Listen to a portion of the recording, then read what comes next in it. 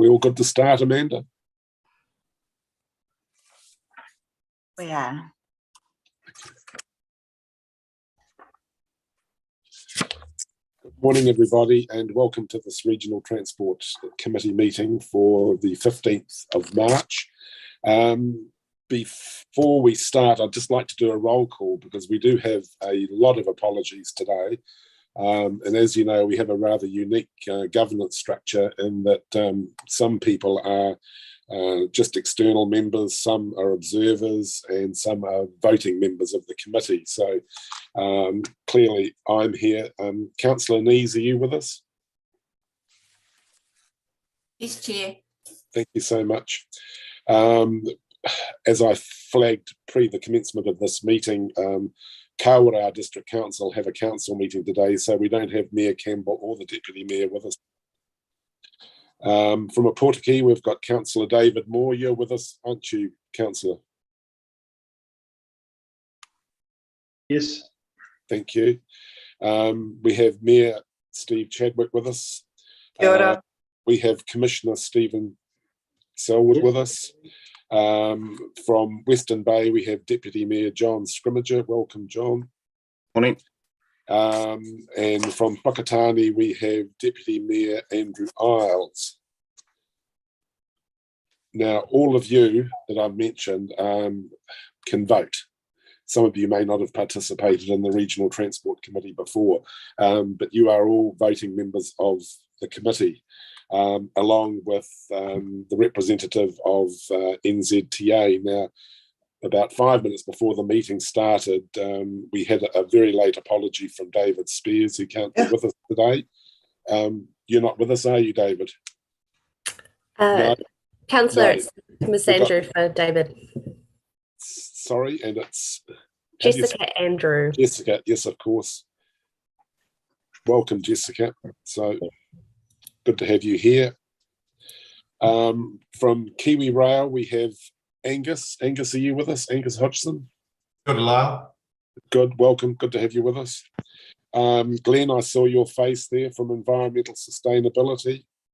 John Galbraith, are you with us? Yes, I am, Mr. Chair. Welcome, John.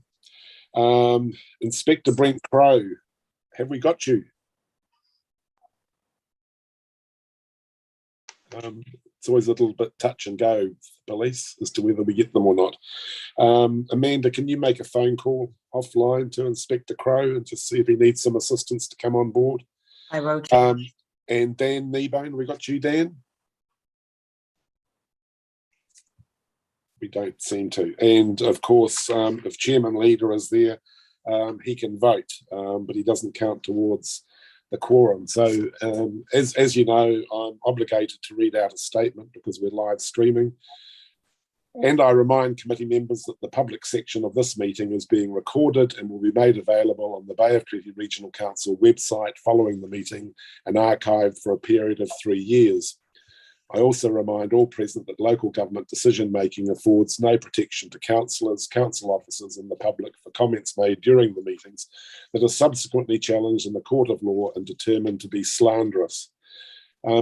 As we work through the agenda, can I just remind everyone, can you use the electronic hands up when you would like to speak? I explained prior to this who can vote and who can't vote, but I essentially afford speaking rights to everyone, including politician colleagues. Please keep your mutes on unless you're speaking, and please keep your cameras on where possible so that our committee clerk can monitor the quorum. So I'm holding apologies from Mayor Campbell, Helen Rogers of Kiwi Rail, Mayor Turner from Whakatane District Council, Mayor Gary Webber, Western Bay of Plenty District Council, and Mayor Lynn Riestra from Opotiki District Council. Are there any further apologies?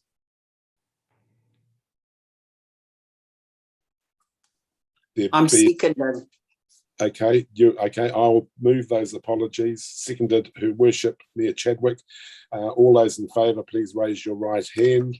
Against, carried. Just to flag that we have the Bay of Plenty Regional Council Chief Executive Fiona standing in for Ngā Muta. Namuta is assigned to this committee, as we know, and she's currently down at a meeting at TCC and is on her way back. So we now move into the public forum. Prior to the Zoom starting, I informally welcomed Mike Faulkner and Bryce Don. So Mike and Bryce, I'll leave you chaps to introduce yourselves.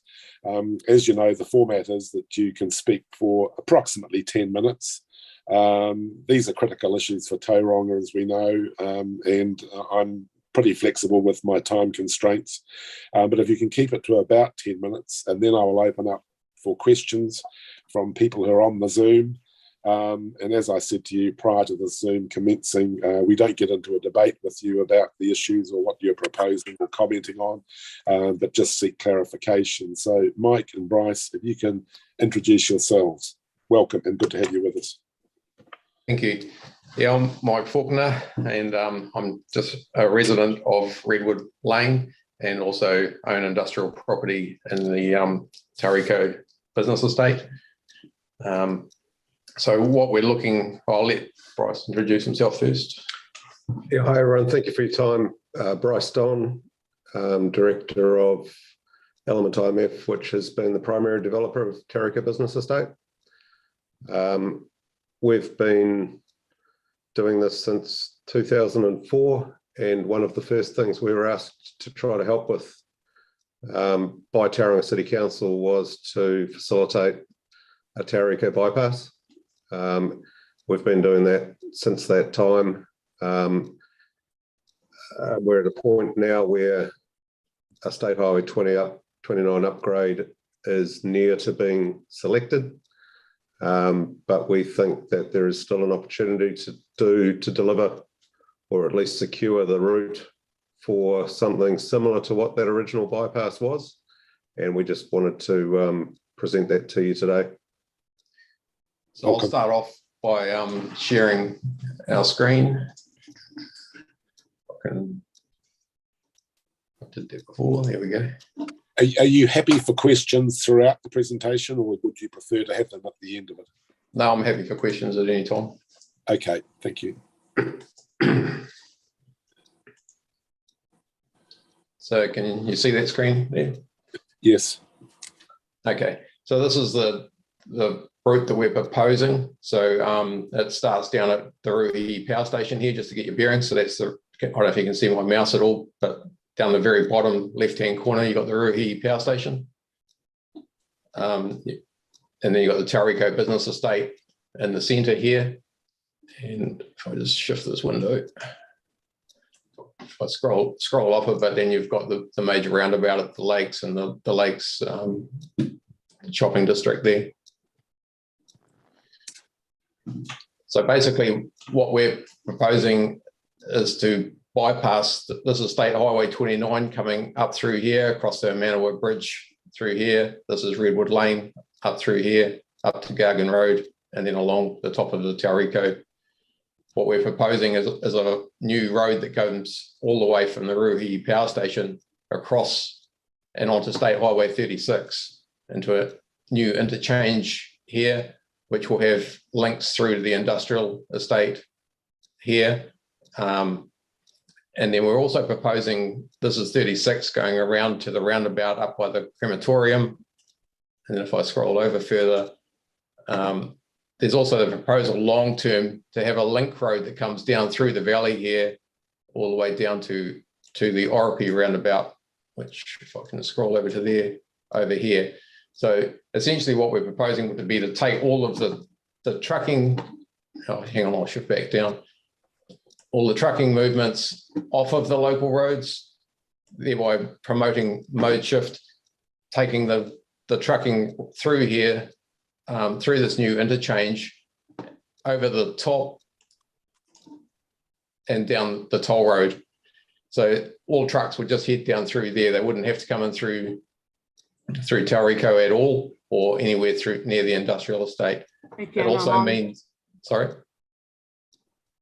Was there a question there? No, I think it was just some background noise. Keep going. Okay, yep. Also, this obviously we've got this new residential area in Tariq West, it also means that this can be linked through the industrial estate at any point, like Gargan Road can have roundabouts through it. It fixes the Cambridge Road intersection because this all becomes a local road through here.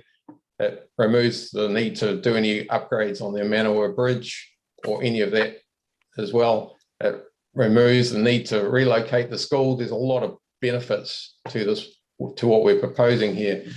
It was also been mentioned that it's been costed out as more expensive, but we believe that it is not more expensive than the current options that are being proposed. Can I just step in there? Yep.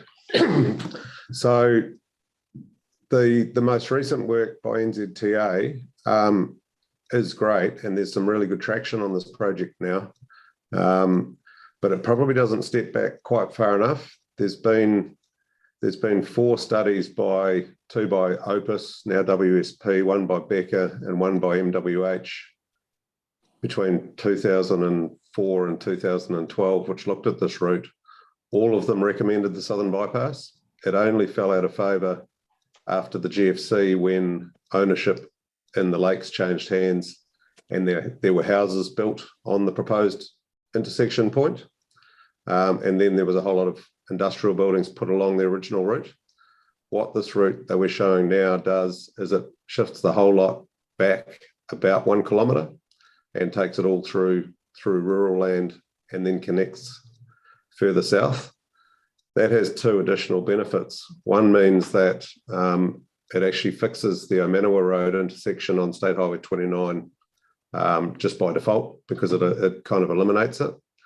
Omanawa isn't addressed in the current round of works and is a future problem that's going to raise its head another day.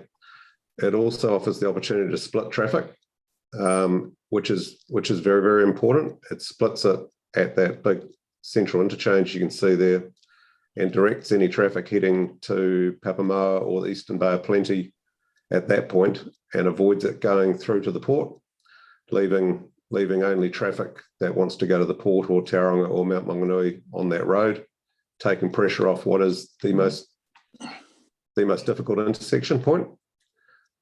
So we think those are both very important factors. Some work was done by NZTA to consider something akin to this route, and we haven't seen that work, but the reports back say that this route performed very well from a traffic perspective, but was the most expensive and didn't deliver their multimodal imperatives. In terms of the expense, I just can't buy that, unfortunately. What they investigated was a route going all through the industrial area, and I can only think that it was expensive because they had to knock over a whole lot of recently completed industrial buildings.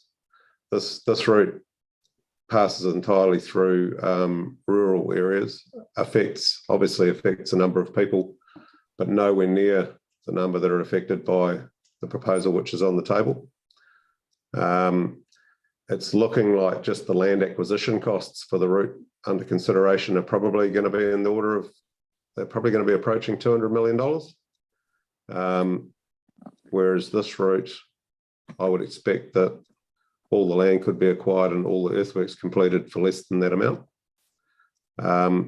There's a danger that if you added the cost of that other route down through the Rtp Valley, that might increase the costs quite a bit, but that route's required anyway.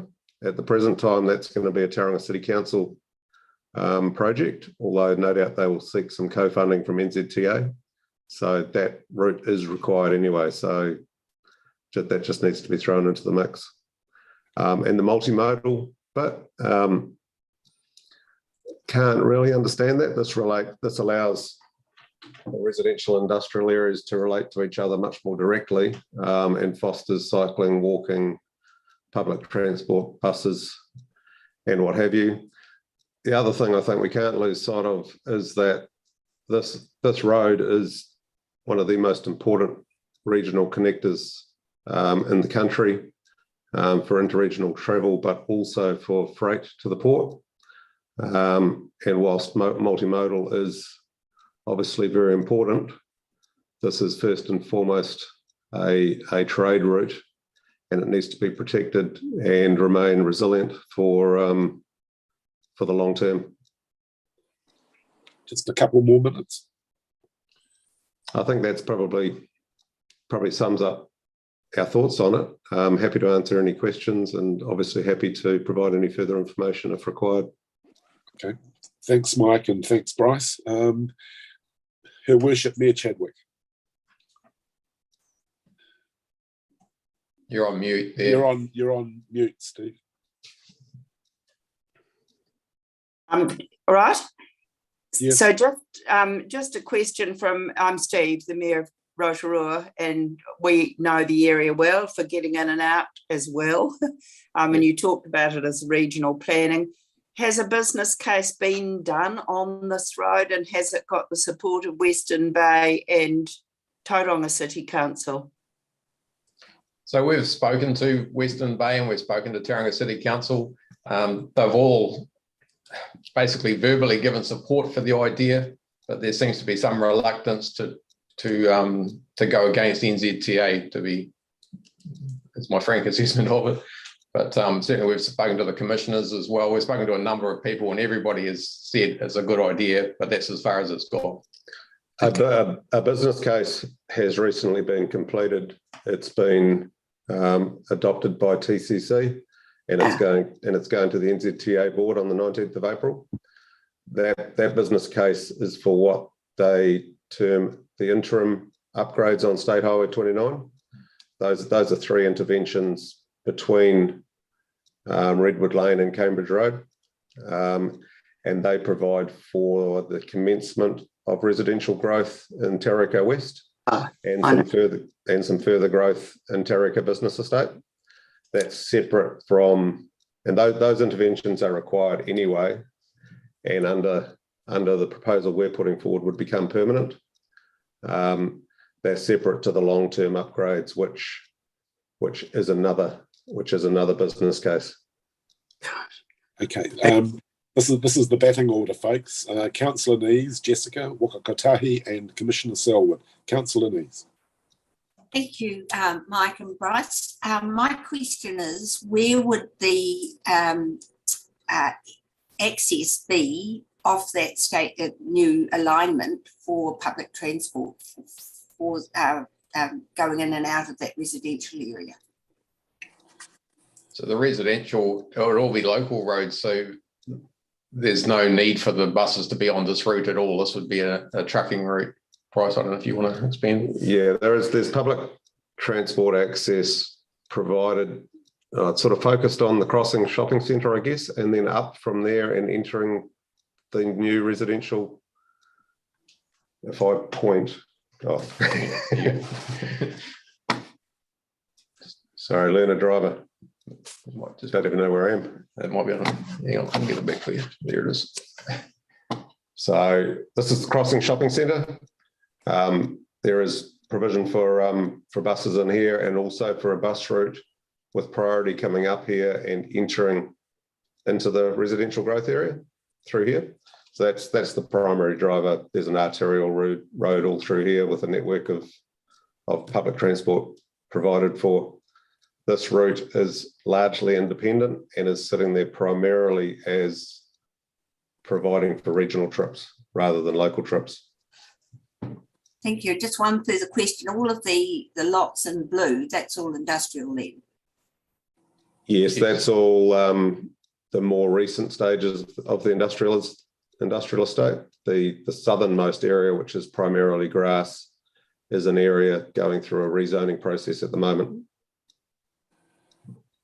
Okay, I will switch these two around now. So I'll go to Commissioner Selwood first, and then Jessica, I'll get you to wrap it all up for Wakakotahi. Commissioner Selwood. Thank you. TCC's position is that we want the State Highway 29 upgrade completed within a decade. And our current, and we have as commissioners received this presentation before, and intuitively and conceptually like the design. The issue that we face though is that there has been extensive work done by Wakakotahi and consultation on the option being offline alignment.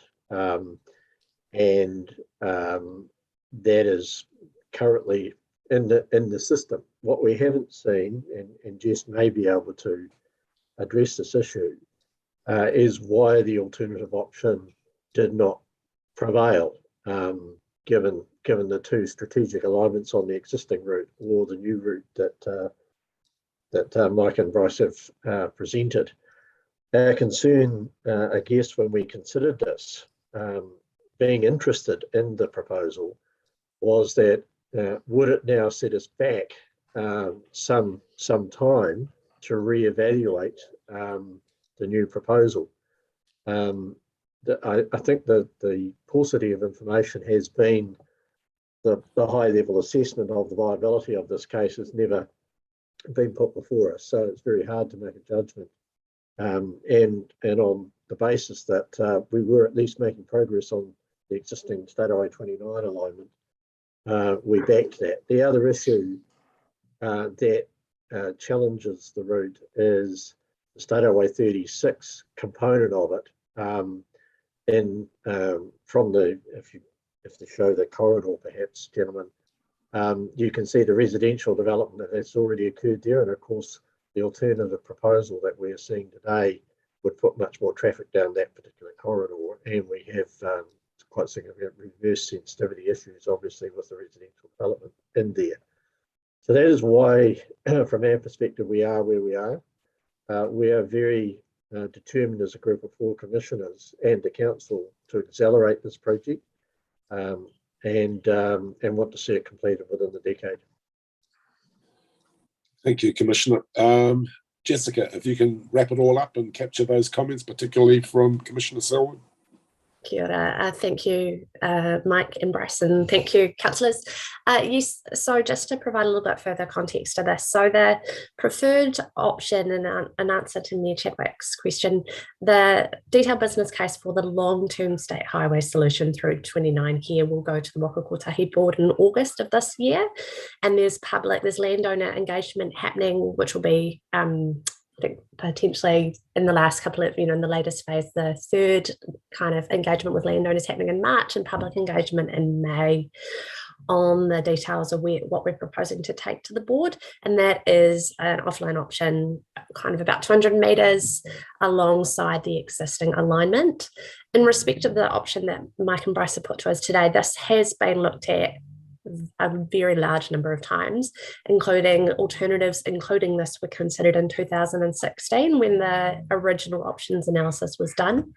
And then when the landowners brought another request for the Southern Bypass to be considered, recently we did another look at this and jointly with TCC in 2020. And in each of those, it is shown that the Southern Bypass does not perform better than the preferred option that we're talking about today and is more expensive.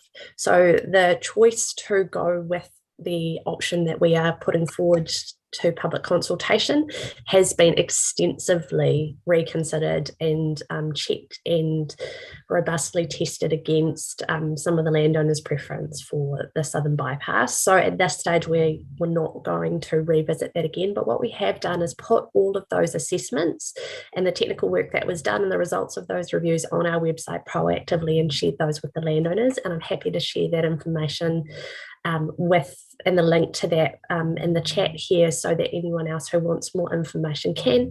And if any of the councils and councillors would like a more detailed briefing on the Te Reo for Tomorrow work ahead of the public consultation, then TCC and Waka Kotahi as a joint project, be very happy to come and present to individual councillors or councils as people need. Okay, hold on. Yeah, you'll have to be the last speaker. Glenn? Just a quick follow-up, Jess. Can you clarify, given that the 3 options that went out to the public for the State Highway 29 had a price difference, we were told at the time, of about 40%. Are you suggesting all 3 of those would be cheaper than what is being proposed? I have to check that to be 100% sure, but that's my understanding, yes. Yeah, if you could clarify that with the committee, that'd be great. Thank you. Can do. Thanks, Mike and Bryce. And we respect your commitment and the ideas that you've put forward, but you've heard a lot of the comments today, which I presume are not new, but we do need to move on. But the original invitation I made at the start of this meeting still stands, but thank you for your attendance. No problem. Thanks for your time. Yeah, okay. Just one last comment is that we do have answers to those, and we will come back to it later. Greatly appreciated. Thanks so much. Thank you. Colleagues, we need to move on. I don't have any other items that are not on the agenda or any late items anyone wishes to flag. There are no changes to the order of business. I was happy to accommodate you, Commissioner Selwood, but you're with us. Are there any declarations of conflict of interest anybody feels that they have pertaining to the meeting today? It doesn't appear to be. The previous minutes, everybody, are on page 7. Councillor Nees, I know you have flagged a number of matters arising from those minutes of the 5th of November last year. So in your hands, Councillor Nees. Oh, thank you, Mr. Chair. I was only going to note one, or have a question on one, and that's on page 14 of our agenda, which regards a review of the process for the Rltp. The question I've got is, I know that there's been a judicial review taken against the process used for the National Land Transport Plan development, which provides some uncertainty for our current Rltp and offers some risk that the NLTP and our transport planning processes may need to change. My question is, do we know what the timeframe is for the judicial review? Does that give us some certainty that we've got a Rltp that's got some durability, or is there a possibility that we may be having to review our Rltp sooner rather than later? I ask because I think the feeling was we would potentially put together this working party in the new triennium when we're getting closer to the need for a development of the Rltp, but it really does hinge on what's happening with the NLTP. So I wonder if someone, just maybe you could give us some guidance on that. Jessica, before you start, just to remind you that we are in public open session if you start talking about the judicial review. So you might want to just give some consideration to what you say. Over to you, Jessica. Thank you very much, Chair. Yeah, look, my comment would just be that I think we should continue as per standard practice at the moment, and we shouldn't change track. Litigation is a slow and unwieldy process, and there'll be a lot to work through. So I would expect just continue going on the same route at this stage is the best course of action. Hey, Councillor Nees, any other matters arising? Thank you, no, but I'm happy to move the minutes, Mr. Chair. Okay, someone with a very good memory of being there on the 5th of November, I can read out the attendees if need be. But I can second. Chadwick, you were there. Mayor Chadwick, yeah, you were I can second. Okay, they've been moved and seconded. I'll put them. All those in favour, please say aye. Against, carried. Moving on, the chairperson's report. Everyone is on page 20. In the interest of keeping us moving, I will take it as read. Jessica, you might want to comment on the review of the road user charges and any other matters that pertain to that chairperson's report. But other than that, it's there, and I'll take it as read. Her Worship, Mayor Chadwick. Yes, just a question from us in Rotorua about the Regional Transport Management and Behaviour Change update. We've got no problem at all with the reasons for it, but when we talk about supporting regional growth and improving system resilience, our worry really is about the interface between state highway and heavy industry, for us forestry, and that is part of regional growth but doesn't seem to be taken into any behaviour change. And I think we've got Red Stag, Peckabrock and the Eastgate Airport, and they're all sort of hot spots, and we don't know how they really interface here. And I'm not sure that actually is meeting behaviour change or travel demand management? I just can't see the linkages. Before I pass over to Commissioner Selwood, James, are you with us on the Zoom? Did you want to make a comment? I'm not sure I can comment on the specifics because I'm not across the detail of the work that's been done to date.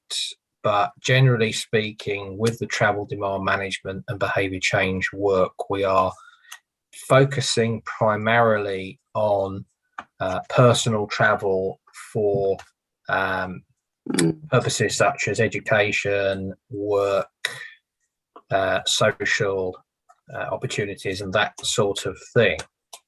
So we are certainly interested to understand what opportunities there might be to increase the scope to cover freight movements or freight generating movements. It's not something that's perhaps covered well enough by travel demand management and behaviour change initiatives, but we are certainly interested where there is any opportunity to look at those. Thank you. That's all we need. It's that interface really between local roads and state highways, and there's a lot of mixed activity, and you can't separate public travel out from what other vehicles are turning into state highways and the impact on safety. So if you could just have a look at that. Thank you. James, can you get back to Mayor? Certainly can. Thank you so much. Commissioner Selwood. Yeah, thank you, Chair. I was wanting to highlight an issue identified on page 33 of our report. There's a table. This is the road user charge review report. There's a table, table 1 on that page that highlights some interesting data really about the carbon emissions per vehicle per annum. And if I can just refer you to line 4 of that table, it shows that a private motor vehicle or a light petrol vehicle emits 2.6 tonnes of carbon doing 11,000 k's a year. And a passenger bus doing 50,000 kilometres emits 53.5 tonnes of carbon. And I did the calculation on that and happy to share it with people. It basically means that every bus has to have at least 5 passengers to be more fuel efficient than a single occupancy vehicle. And given that single occupancy vehicles on a commute typically about 1.3 passengers on average, we have to have about 7 passengers per bus per trip to be more efficient than 5 vehicles carrying 7 people. So it's a fascinating statistic, and it really just does underline the critical importance of getting our patronage routes and volumes of people on buses up to really make a significant difference to the carbon emission story. It's something that's not often, I mean, intuitively we all think that providing public transport services will significantly address our carbon, and there's no question that it has a significant role to play, but we need to be aware of the numbers to make sure that it actually works. Running buses round in circles that are empty actually increases carbon emissions, not decreases them. Just an observation, Chair. Thank you, Chairman. Thank you, Commissioner. Everyone, piggybacking on this Chairman's report is the Sub-Regional Road Safety Education and Promotion Update. And I understand we have with us Laureen Hartley and Councillor Gavin Dennis from Whakatane District Council. Are you with us? Oh, I beg your pardon, before we go on, Councillor Nee's question.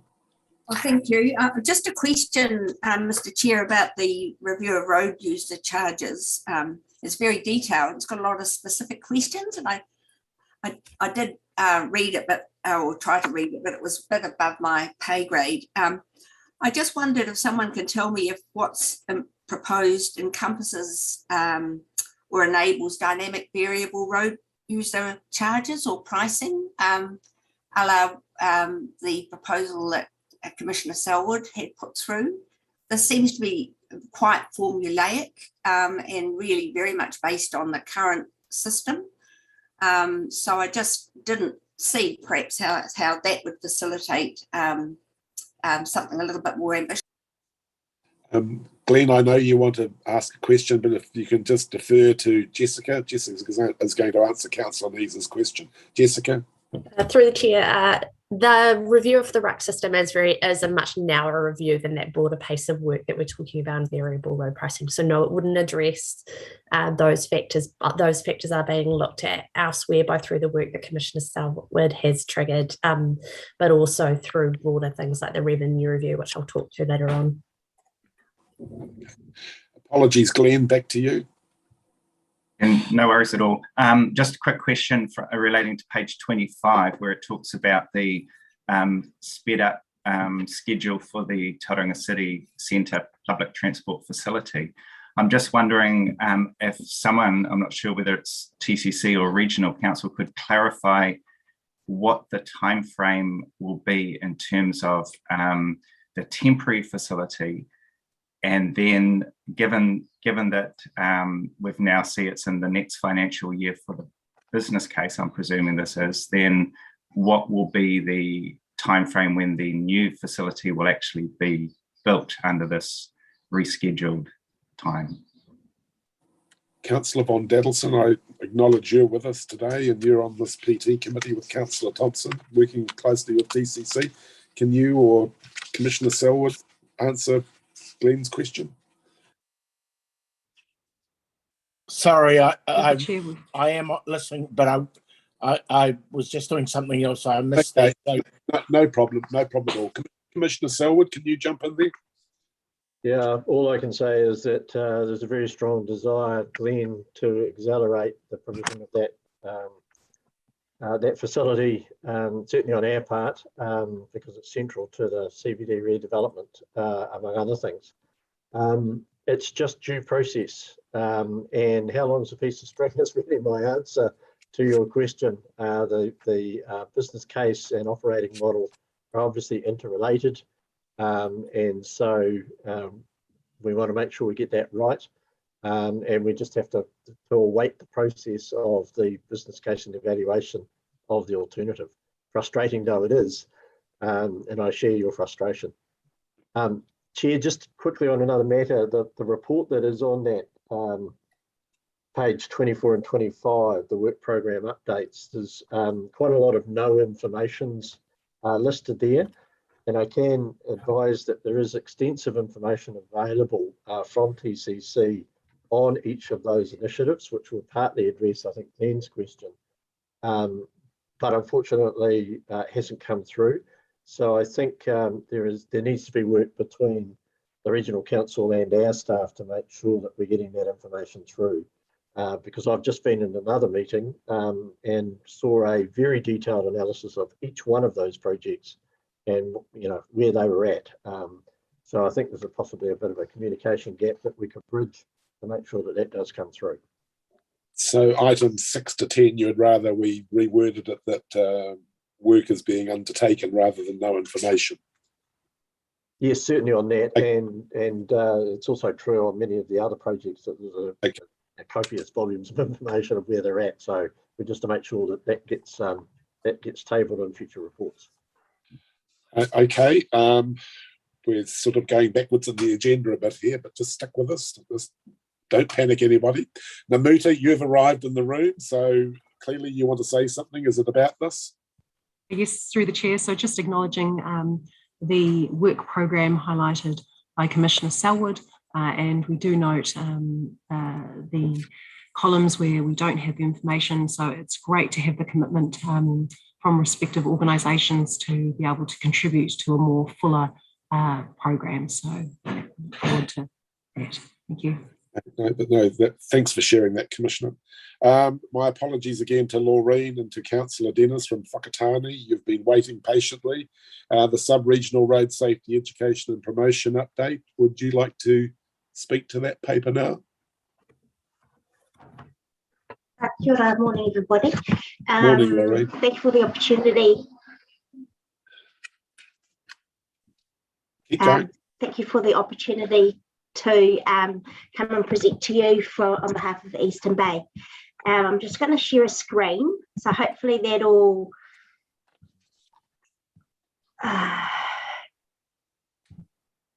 And have you got Councillor Dennis with you? Yes, I do. Okay. I did send through the presentation to the committee secretary. Sorry, I'm having problems sharing, but I'll just talk in the meantime. Thank you, committee. So we're from the Eastern Bay. So as you know, Kawerau, Whakatane and the Putaki districts. Just want to highlight key issues that continue for us in terms of serious crashes and fatalities. There still seem to be alcohol and speed or driving too fast for the conditions. That seems to be an ongoing issues for us. So that's what we mainly focus on. So this fiscal year, at least, as we all know, COVID and a whole range of other issues, service providers being caught up on other programs. So we've moved into much more of a promotion space. So alcohol is one of them where we're trying to educate and change behaviour of our communities, and particularly our rangatahi, our young people, our young drivers. So just in terms of, these are some of the promotions that we're running and doing advertising. So if we could move to the next screen, please.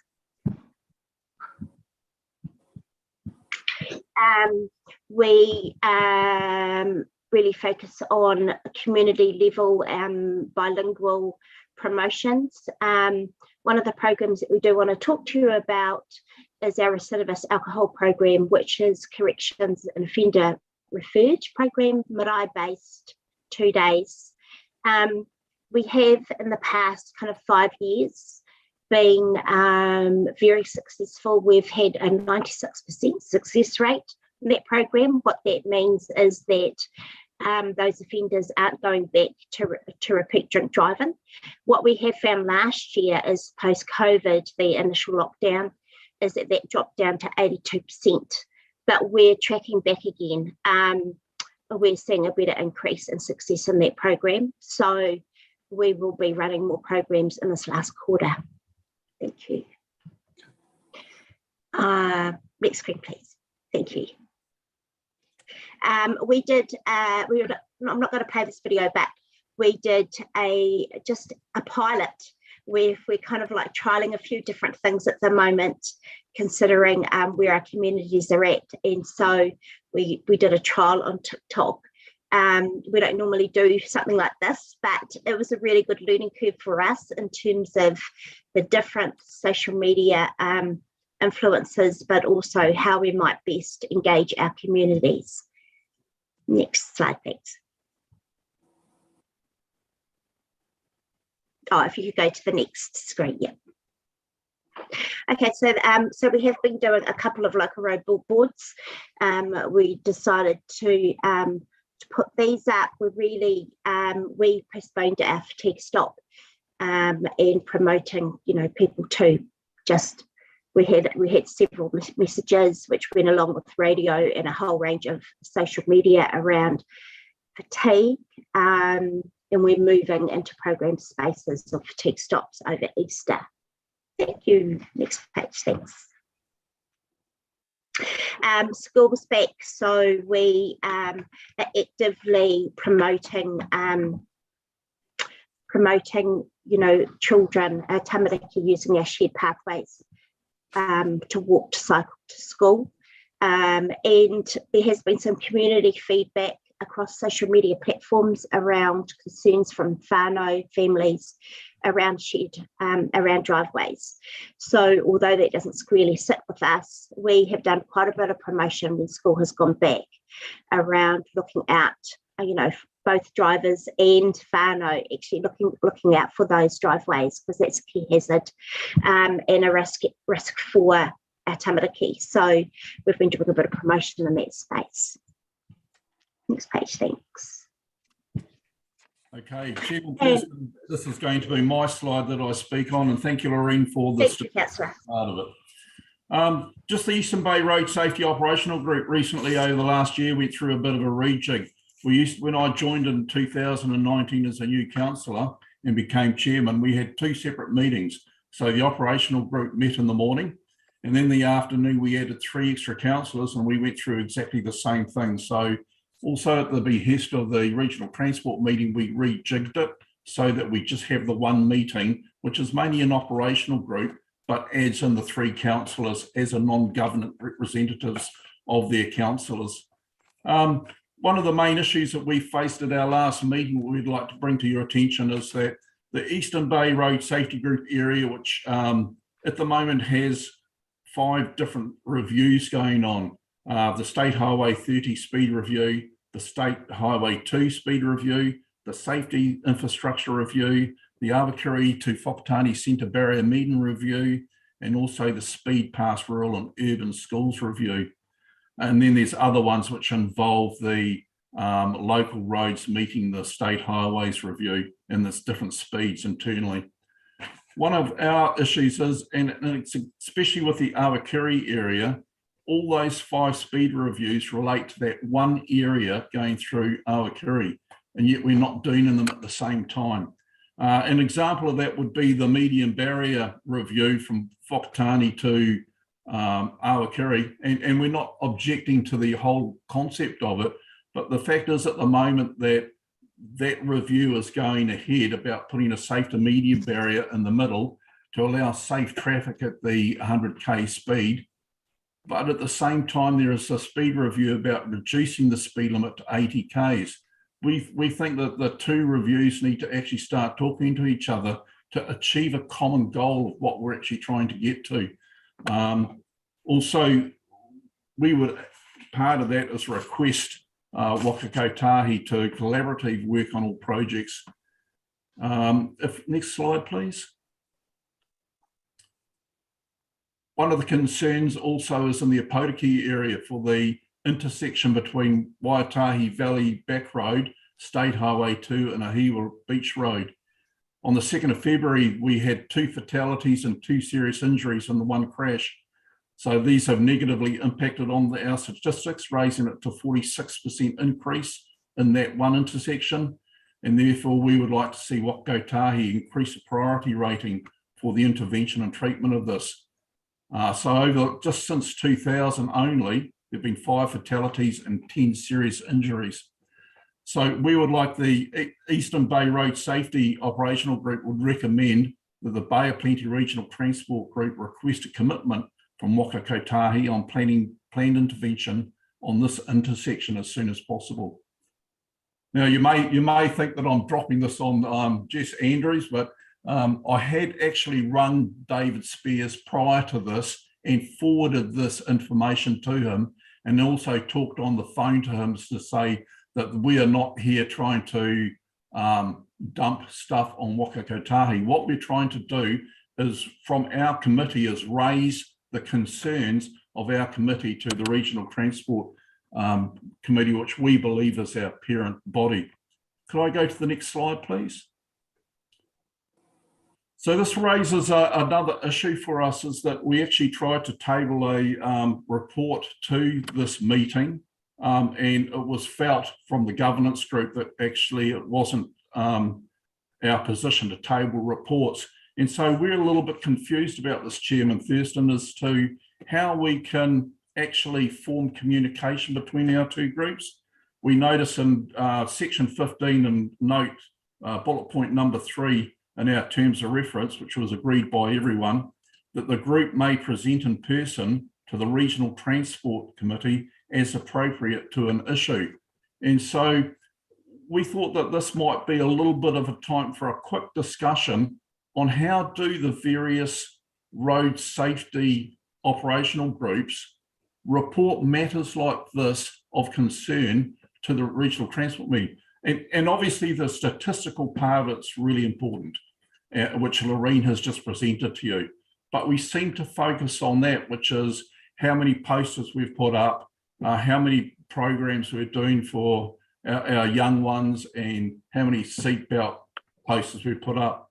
But really there's some other meatier issues that I feel that we would like to present to you or even table. Now, if we were able to table this report, we wouldn't really have had to speak on it. We could have just taken questions. So I have previously talked to the 3 mayors from our Eastern Bay area, the mayors of Opotiki, Kawerau and Whakatania. Unfortunately, they're not able to be present, but I see their alternatives are here.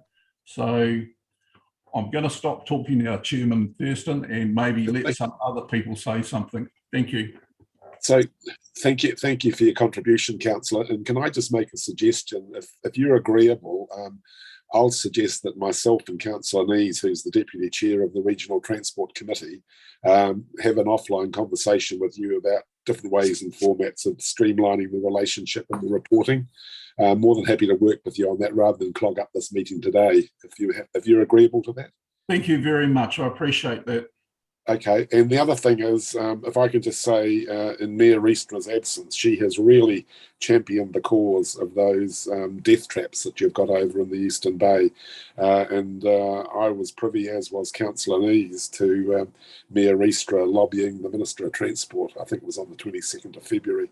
And Commissioner Selwood was also there. So take comfort. Your mayors are really championing these issues at the moment.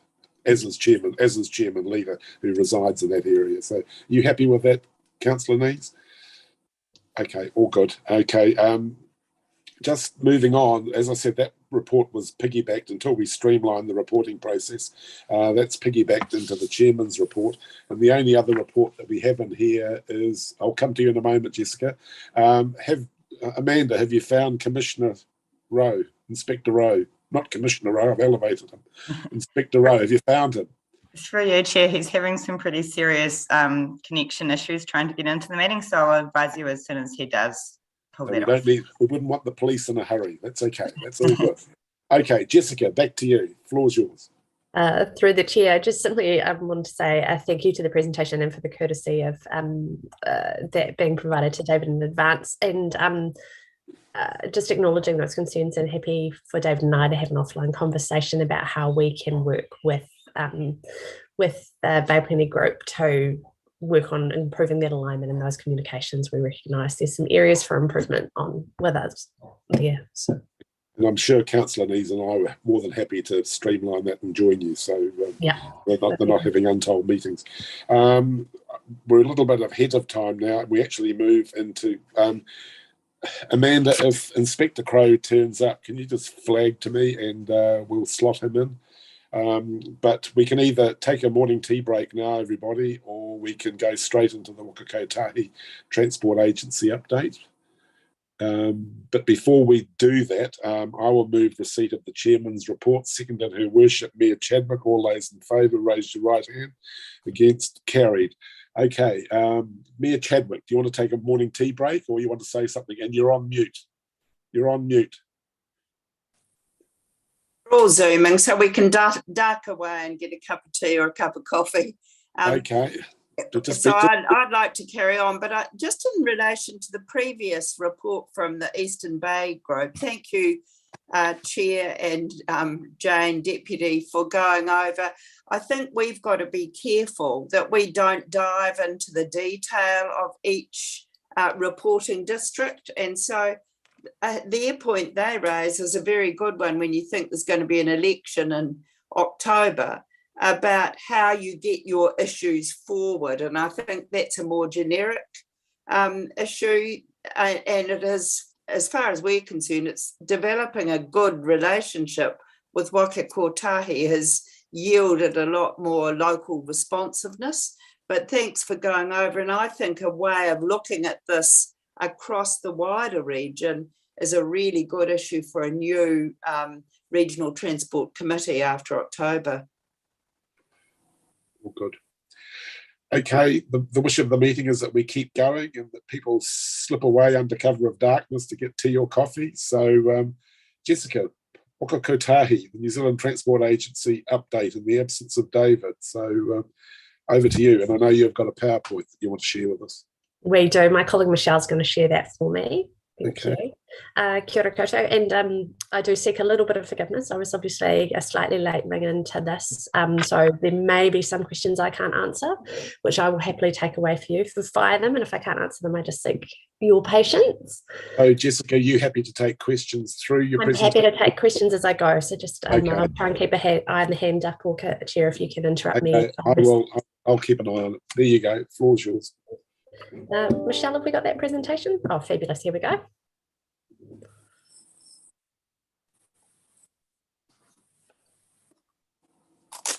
Just let that come up.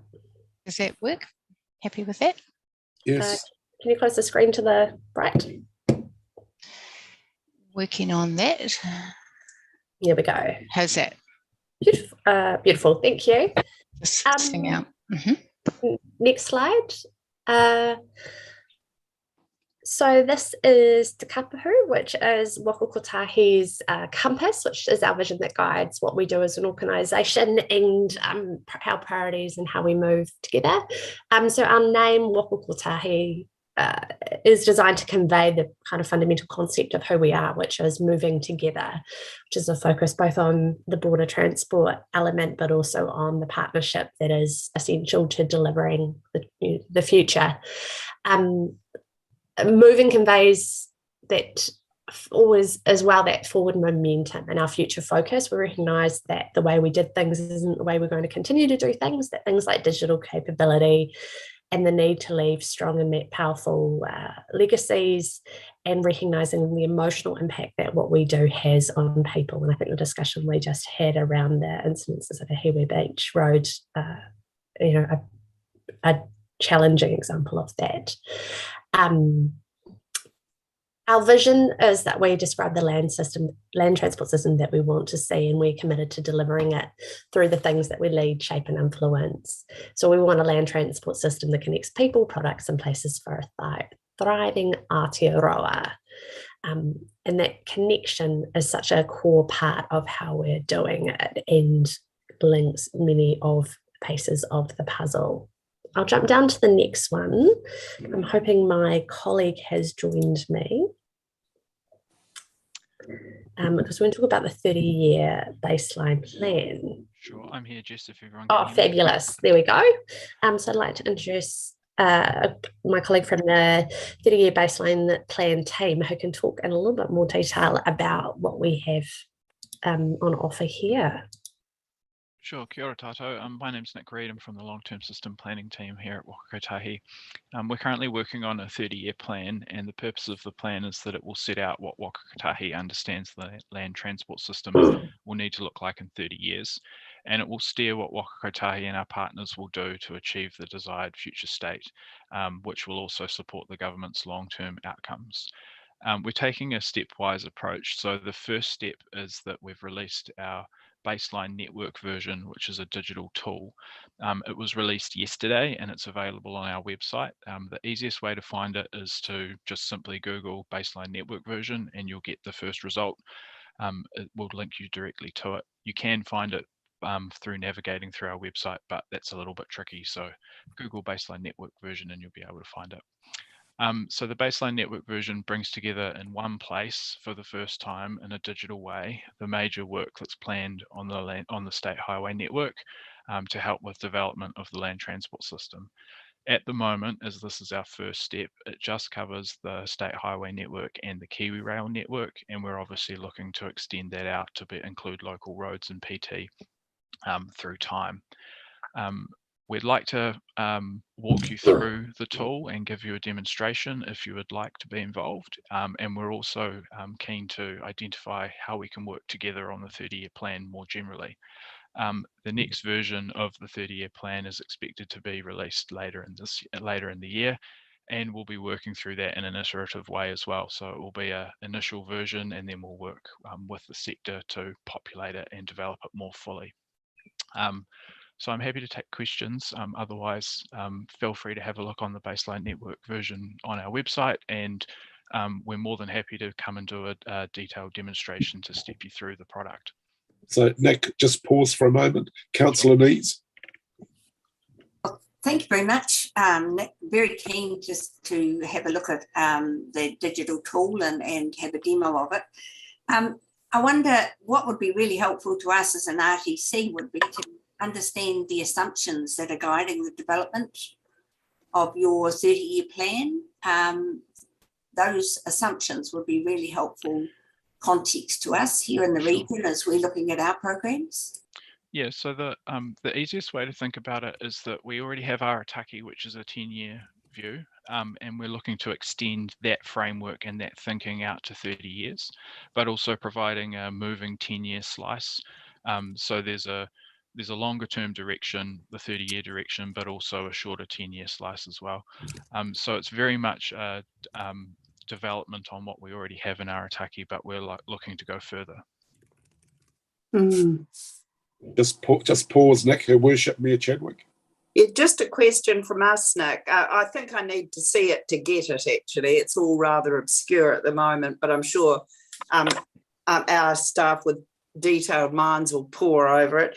But with that land transport review, the fund revenue review going on and the reduction in fuel tax, are we going to see more dotted lines than real lines of actual investment? We're really worried for us about the central corridor in State Highway 30A.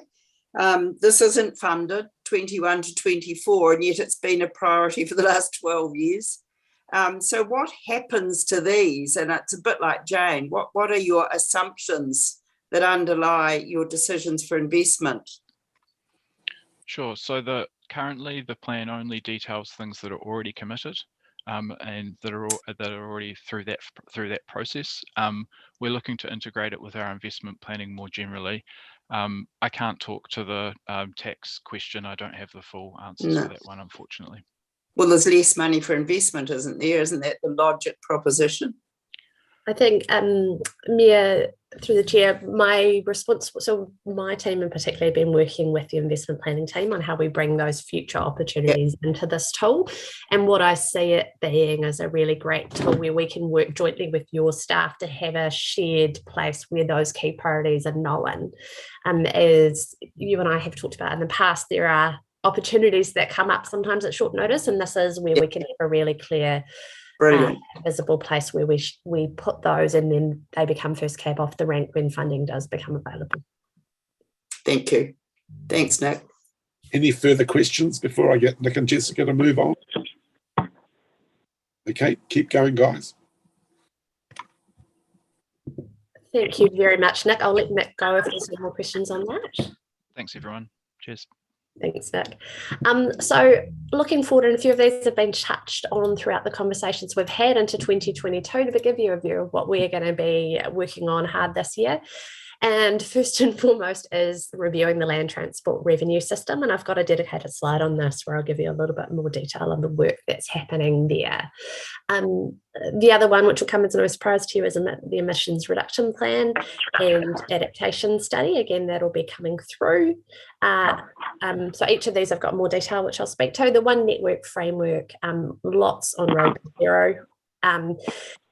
And as identified by Councillor Nees in her question, we've also got starting our planning on the 2024-27 NLTP, which needs to start now. Next slide.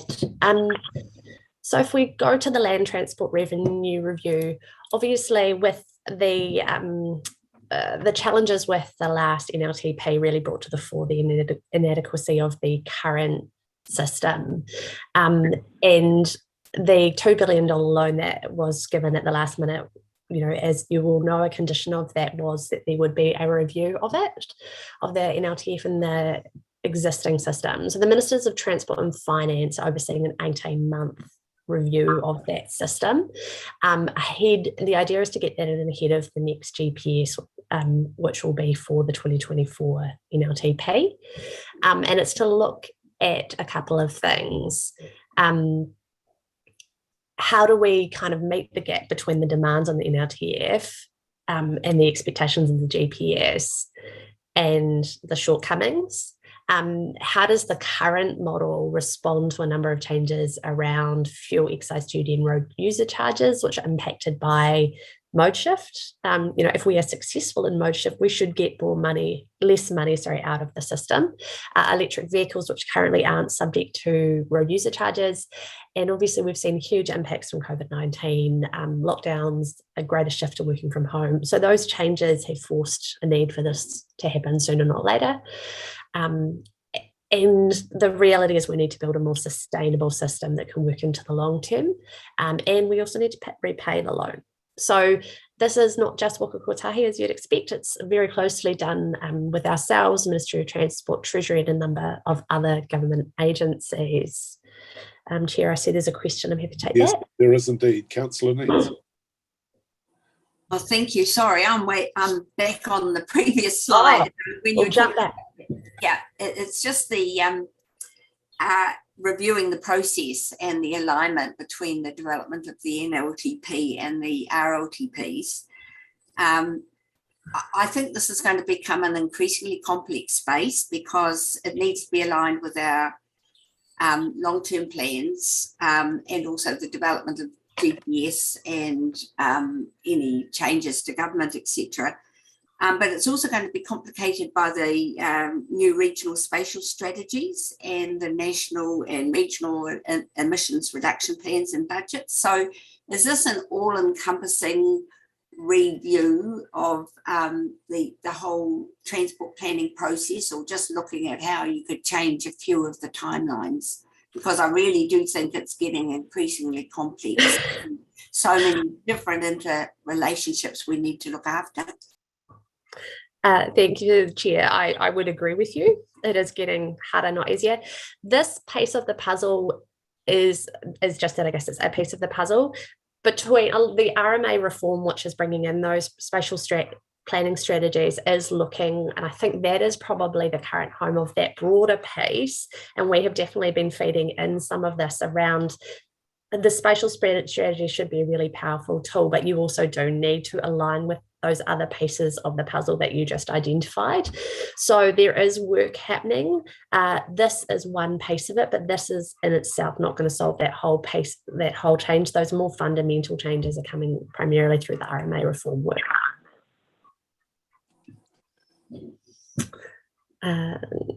Next slide, which looks at our regulatory funding model. So you may have seen we are, and you would have heard following, I guess, what was called the regulatory crisis a few years, there was a recognition that the existing funding for our regulatory work is not fit for purpose, and that we needed to update and renew the funding model. That way we were in a position to deliver the improved compliance that was expected of us and the safety outcomes. That regulatory is a huge part of the levers to deliver the right safety outcomes for New Zealand. So the new model that we are putting out to consultation later this month will look at ensuring that our regulatory functions are appropriately funded and the right people are paying the right things. So that funding is coming from the right places. That means that we're looking at a number of changes. Some of those are around our operational funding.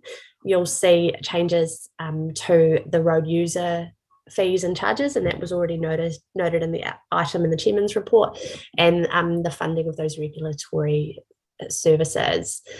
The changes, you can see a little bit more detail on this here. So it's going to cover 8 areas. So it looks at how the revenue that we have is allocated to our regulatory activities. And the regulatory activities include all sorts of things through our licensing of both vehicles and people, the enforcement of that, things like the inspectors that go out and ensure that those licensing technicians are doing their job appropriately, that we've got the right skill sets in the industry, the right training in place, and that we're maintaining a high quality of service across the vehicle checks and the driver checks that are happening. We're also looking at charges for around the appropriate charges for data access to both the motor vehicle and the driver license register. So those registers are both held by Waka Kotahi, and the information on them is used by a number of people for a variety of sources where that's permitted. And so we're looking at what is the right charging structure for that.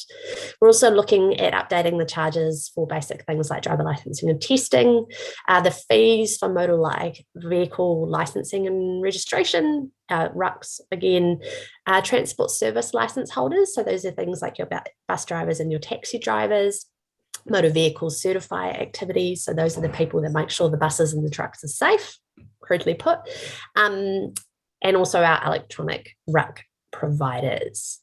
So it's going to be quite a comprehensive update of the system, and there is plenty more information that can be found about that, and we can bring more information to the committee should you like it. The information is publicly available on our website, just by searching funding and fees. And the consultation, as you would have seen the earlier slide, starts on the 21st of March. During that time, we plan to come and talk and meet with the councils to talk to you about it and what it might mean for you and some of the impacts. You'll either have those meetings, they should already be in your calendars, and if they're not, they're on their way. But if you have any concerns or questions about that, I'm happy to field those through. I'll just pause in case there's any questions on that before I jump to the next slide. Can't see any hands. Keep going, Jessica. I'm on my way. Okay, emissions. So, topic of hot interest. Yes, the emissions reduction plan is on target to be released and finalised in May of this year. Waka Kotahi is also working on a national adaptation plan, which we're looking to release in August 2022. Adaptation being around the effects of natural hazards and sea level rise on, particularly in our case, the transport network. And that will obviously have a big impact, particularly in parts of the Bay of Plenty where we've got coastal or low-lying. So I know a lot of you will be interested in that, and we can provide more information. Unsurprisingly, and as discussed at this committee before, it's going to have a big impact for us and for the work that we do, and it is going to impact how we make our investment decisions. And the Minister spoke a lot to that when he visited and spoke to this committee, so you're all very well aware of that. Yes, there will, as you'd expect, be changes to the GPS, for example, the government policy statement, which will bring those in ahead of the 24-27 NLTP. And there was also information from provided at our local government call recently on that. Road to Zero. So we hopefully you've seen in some form of media or another that we've kicked off our public awareness campaign now about Road to Zero. You might have seen it on the Stuff homepage, or on your front page of your hard copy paper, or on social media. So we launched that on 13th of February. It's made up of 3 phases. You've got Disrupt, where we want to start disrupting the highly complacent attitudes that we see to road safety at the moment. Recent surveys have shown that people are quite accepting of the road safety issues on our road, and we want to change that. Vision, we want to explain to people what our vision is for 0 deaths and serious injuries by 2050, so people actually understand what we're trying to achieve. And then System is about explaining that it takes not just one intervention, but a bunch of pieces working together to create a safe system for people. There are a huge number of resources available should you want to know more or want to be part of the conversation, all of which we can be involved. And we're working really closely with partners, obviously New Zealand Police, Ministry of Transport, ACC, WorkSafe, Auckland Transport, and other local government on this. And it needs all of us, not just one of us, to be successful in changing the attitudes and raising the awareness on the importance of this issue. And every holiday period we have, and the experience we've seen most recently in the Eastern Bay, just bring home the importance of this work. I'm going to talk a bit more of some elements to this, but I keep an eye and hands up if I see. So the One Network framework becomes a part of our, and links into this. So the One Network framework is our updated classification system for the roads across the network. So we've worked with the councils and obviously ourselves to use the framework's categories to ensure that all the roads in New Zealand are categorised to the right category for their current status, in that we understand what type of road they are and where they fit in the overall spectrum. The next thing we want to do is start looking at categorising our key public transport routes, making sure we're all kind of clear on where the key freight, walking, cycling paths are, and then looking at the general traffic routes, as well as looking at the future function view of where the network might need to go into the future. Over the next 18 months, having done a huge amount of baseline work, we want to look at integrating that into all the other pieces of work that we're doing, and seeing how we link those street categories with speed management processing. Things that will integrate into are things like the strategic planning and spatial planning that we're doing. It'll link to the investment decisions that were made. There's a huge part there around linking with our technology, and obviously safety is a crucial one.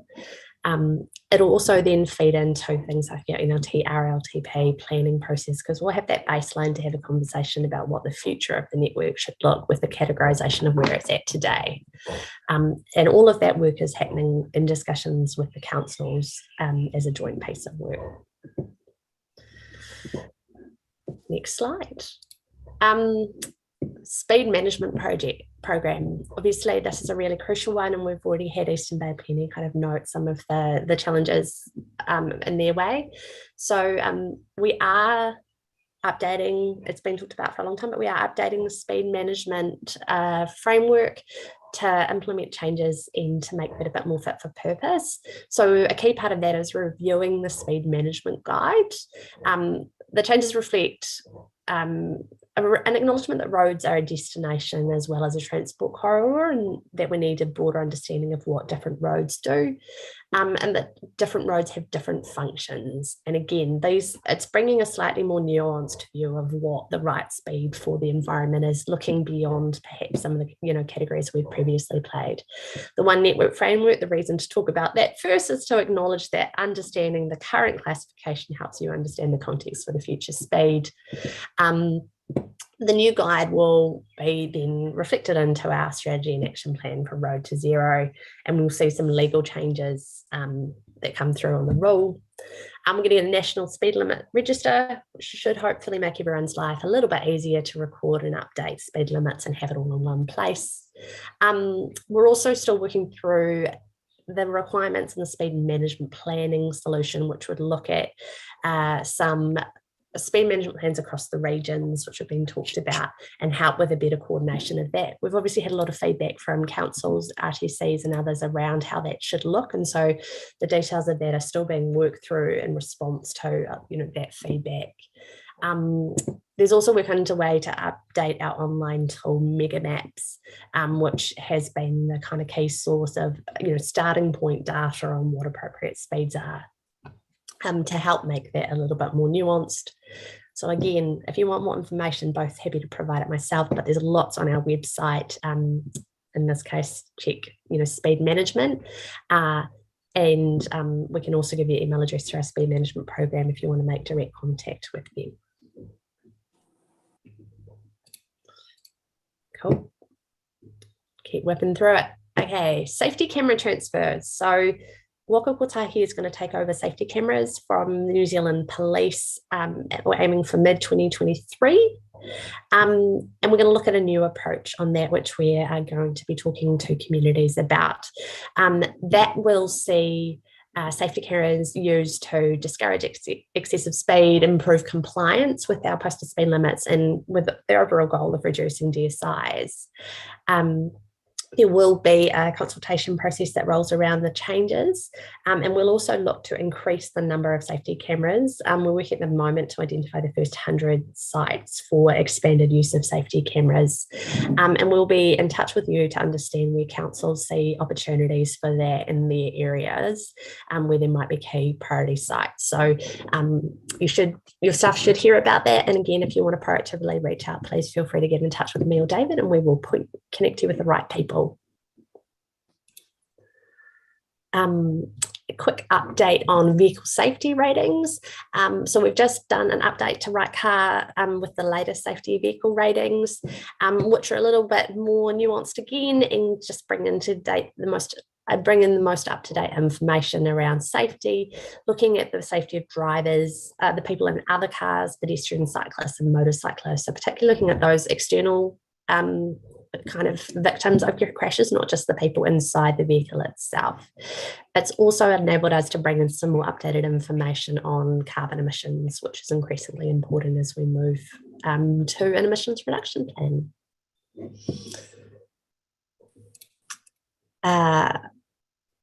Just touching back in, so public attitudes to road safety, we did some work surveying people to understand how the public reacted to road safety, and this links back to the awareness campaign the comment I made earlier.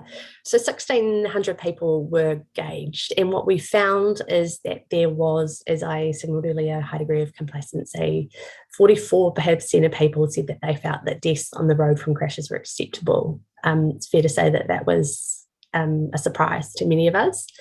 And 23% of people believe there's not much chance of a crash if you're careful when you speed. So felt that their driving could outmaneuver the risks of speed.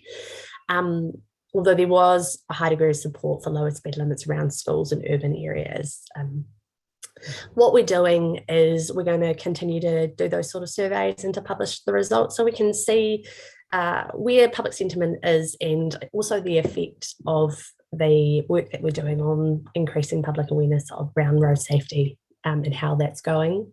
What we did see is that there were some things that were highly supported. There were high levels of support for potential safety initiatives around drug testing, mobile phone fines, increasing those, and there was, in theory at least, high degrees of support for wire rope median barriers on rural roads. So there were some mixed things. There was a high degree of awareness on car star safety ratings. So most people understood that it would be better to have a 4 or 5 star rating. But there wasn't a strong amount of, there was some kind of complacency around personal effects when it came to them. The report is publicly available. Again, happy to share the link if you would like to read more. It's up on our website. 2 more slides to go. Speed and infrastructure program, a bit of a regional update.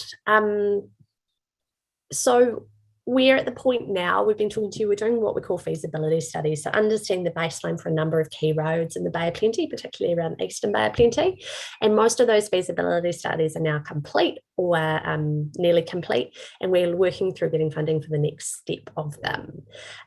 You may have seen that we have announced that there's funding now confirmed for a median barrier between Waihi and Mokuroa, and that will be installed over the coming couple of years into the centre of the road there. We've also got a couple of speed reviews upcoming. State Highway 2 Paengaroa to Opotiki in Gisborne, and State Highway 35 Opotiki to Gisborne, and those are coming into the engagement phases. We also have the State Highway 30 Tikiteri to Whakatane consultation phase, which has been extended for 2 weeks in response to requests for that. And, I recognise the point made earlier around the engagement between the various pieces of our road safety campaign, and that is something that David, myself and some others are working really closely with the team on, just making sure that you are getting that joined up kind of view of what is happening and that those pieces are talking to each other.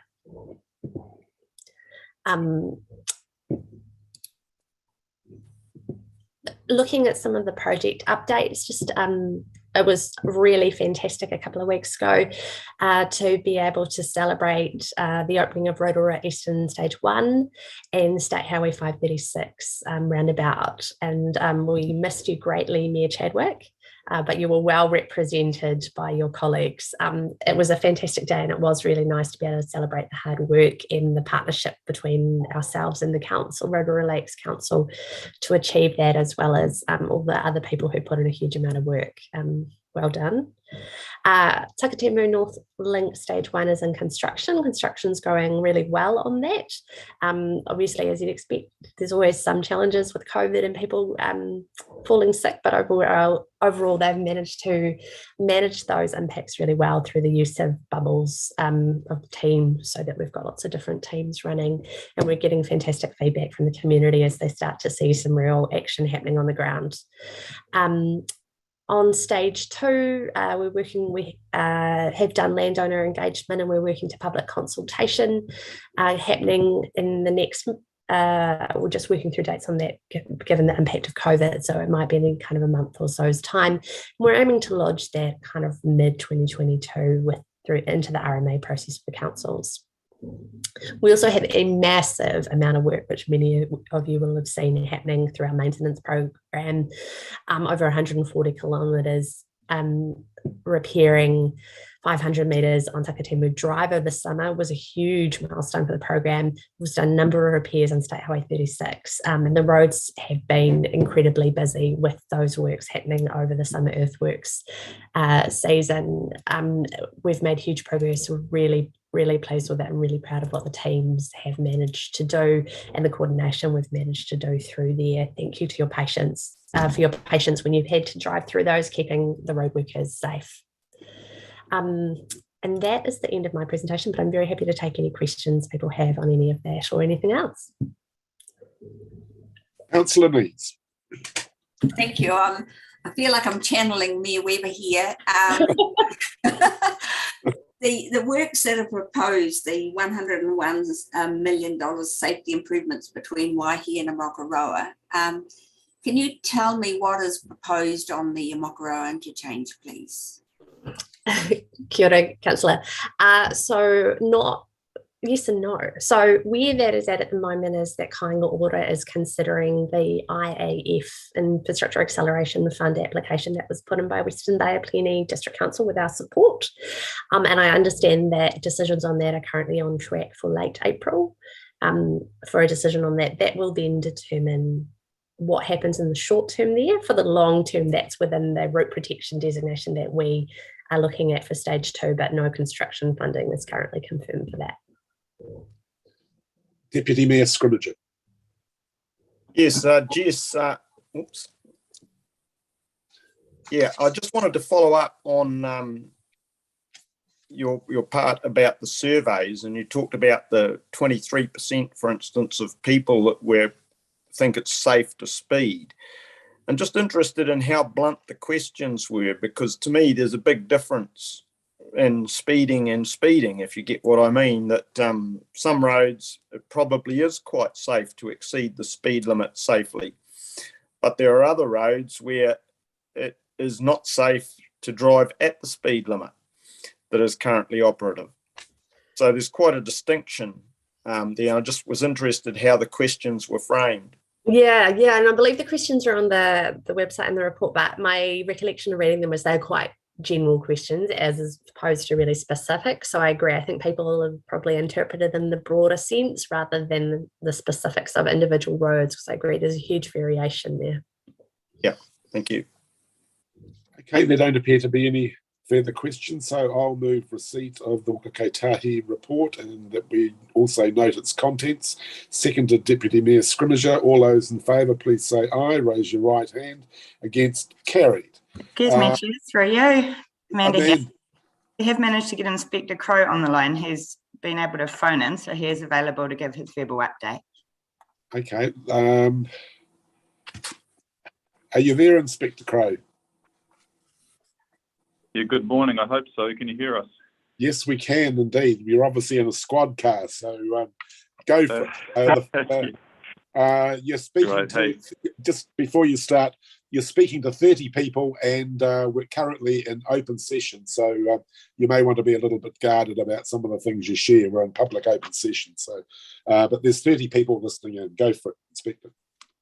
Yeah, appreciate that, and apologies for the initial technological challenges. What I'd like to do just very quickly is just run over the review of death and serious injury in the Western Bay, Rotorua and Eastern Bay Plenty districts or areas, just followed by our continuing focus, some trends, and just finish off with a bit of admin stuff prior to taking any questions, if indeed there are any.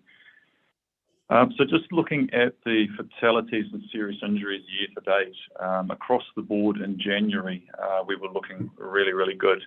There were no serious injury or fatality crashes in Western Bay of Plenty for January or indeed February. Eastern Bay of Plenty, nothing in January, and just one in Rotorua. which is out at Murupara 38 and Dunn Road, which involved serious injury due to loss of control, and the contributing factors there were excessive speed. And that's probably something that's going to be a theme through my presentation, is not speed, it's excessive speed, alcohol and restraints. Mount Maunganui, unfortunately in March, saw a fatality, a car versus a parked car. Again, the causative factors from the initial investigation appear to be excessive speed well in excess of the posted speed limit, and again, impairment featured. Rotorua, February, March, we haven't had anything to date. Eastern Bay of Plenty, they feature both February and March. Unfortunately, we've had 2 fatalities resulting in 3 deaths. The first in February was Ohiwa Beach Road. A head-on, 2 persons died there. Distraction and restraints appear to be the causative factors. Serious injury on the State 2 Waitahi in the gorge there, where a truck rolled, and that was inappropriate speed. So, as we know, the gorge is quite a twisty, windy section of road. That was speed that wasn't over the speed limit, or appears to not have been over the speed limit, but was inappropriate for the road. And there was another fatality, Manawahei Road, where a motorcyclist has run off the road whilst overtaking, and that appears to be just poor judgment and perhaps lack of experience. A couple of days ago, and this is an emerging trend which I'll speak to as well, 13th, we had a stolen vehicle which has come to police attention. Police, through our no pursuit policy, have engaged some tactics in order to stop the vehicle, including the deploying of spikes. It appears, and I'll use the word appears, that the driver has taken deliberate action to avoid us on a couple of occasions, resulting in 2 of our vehicles quite significantly damaged, and one of our members sustaining a broken leg, where we allege that the driver has driven in an aggressive and deliberate manner towards us in an attempt to evade us. So our focus, it's pretty much rinse and repeat, really. Rural and state highway locations are our focus. Impairment through drugs, be them illicit or prescription, and we look forward to the progression of the oral fluid testing bill, which is being worked on at the moment. Fatigue and alcohol, as I've previously mentioned, our checkpoints in the Western Bay of Plenty revealed on average 1 in 80 persons that are stopped are in excess of the legal limit, which is just a mind-boggling number when you think of the number of vehicles that are on the road. Phones, I think, have been mentioned, distraction and attention. Manner of driving, we're seeing aggressive acts, not careless acts, but more deliberate acts. Not quite sure what's behind that. Could be alcohol, drugs, or just the way people are feeling at the moment. Restraints are an ongoing issue with us. And speed, when we talk about speed, we talk about a few kilometres over the limit, but we're talking excessive speed. Our guys and girls, day in, day out, are still detecting very high speeds right across the rohi. And I'm talking 30, 40, 50, 60, 100 kilometres an hour, only any given speed limit, particularly out on the rural roads. That presents some challenges for us in respect of enforcement, because if we detect somebody doing 140 kilometres an hour, we have to U-turn and get up to a fair rate of knots to be able to apprehend that person. And there are some occasions where those people choose not to stop. So that's high on our radar, and it's something, excuse the pun, and that's something that we're really having trouble arresting as a reporter, as a presenting or emerging a continuing issue. So yeah, excessive speed, impairment. Another trend is in relation to motorcycles. We're seeing a lot of off-road motorcycle use in built-up urban areas, trail bikes that are unregistered, unwarranted, ridden by those who are unlicensed, choose not to wear helmets, choose not to obey the speed limits, and choose not to stop for police. So that's a trend which has been imported from overseas. Auckland are having a particularly difficult time with it at the moment, and it appears that that trend is heading south. Roadworks, there's been a lot of roadworks around the district.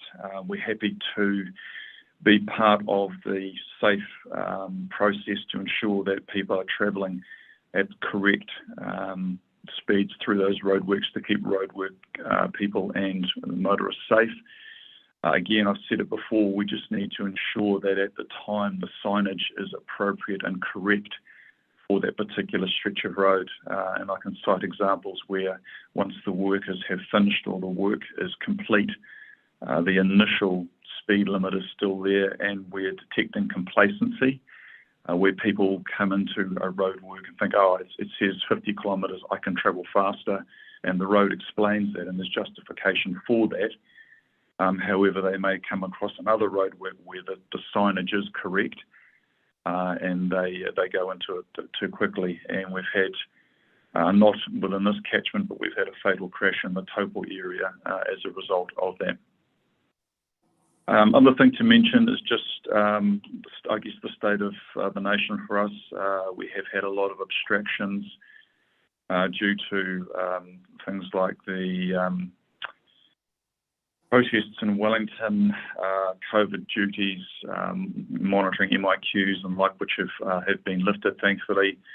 Also, COVID is, like any organisation, is starting to bite hard with abstractions from sickness there. And also our business as usual demands on the front line. We're seeing a lot more family harm, mental health events being reported to us, which is creating extra burden, which unfortunately has seen some of our road policing staff diverted to those priority events.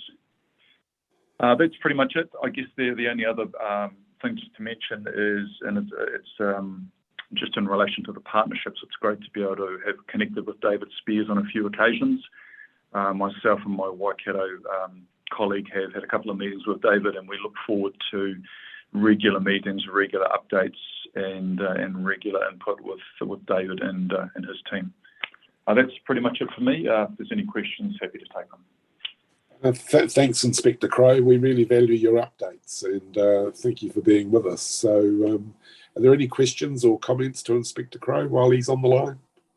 Her Worship Mayor Chadwick.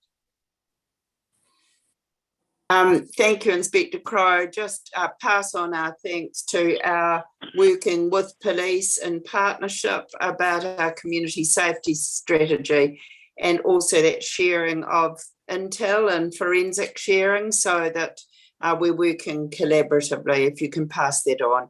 And we're very aware of the impact of MIQ here in Rotorua, and have to say we're delighted that it'll free up more policing resources. Yep, thank you, Your Worship. I'll do just that. You can now hit the road, Inspector. Thank you for being with us. Okay, appreciate it. Thank you very much. Thanks so much. As we stated earlier, colleagues, we're going to include that report as part of the Chairman's report. So moving on, we're now on page 44, the Regional Land Transport Plan variation. This is very straightforward. As you know, we as a committee need to approve any non-significant changes to the RLTP. And Namuta, it's you and Andrew, I gather, is it? Or just Andrew on his own doing this? Through the chair, we've got Andrew Williams as well as James Lowen. Okay, lead off. Yeah, kia ora, everyone, and thanks, Mr. Chairman. Yeah, just as you've mentioned, that essentially sums it up. But in a nutshell, the variation will enable a funding change in the back office, essentially, for the activity management plans for TCC, Whakatane, and Rotorua Lakes councils to ensure that their AMPs can proceed as planned. So not much more than that, but happy to take any questions. Mayor Chadwick, are you just waving at me, or have you got your hand up? I'm happy to move. Are you we're happy? delighted. So well done. we can get on with it once we've got this passed. Oh, there's a vote for Tauranga coming from Rotorua, so go for it. And I'm happy to second. All those in favour, please raise your right hand. Against, carried. And they were the recommendations on page 44, 45. Okay, moving over, everybody, the Regional Land Transport Plan, the Annual Monitoring Dashboard. Namuta, is this Simon, Bell, James and Andrew? Through the chair, yes, Bell? that's correct. Yep. Okay, who's leading off? Yes, I'll take the lead there. James. I'm happy to take the lead there, Mr. Chairman. Thanks, and kia ora koutou everyone again. Good morning.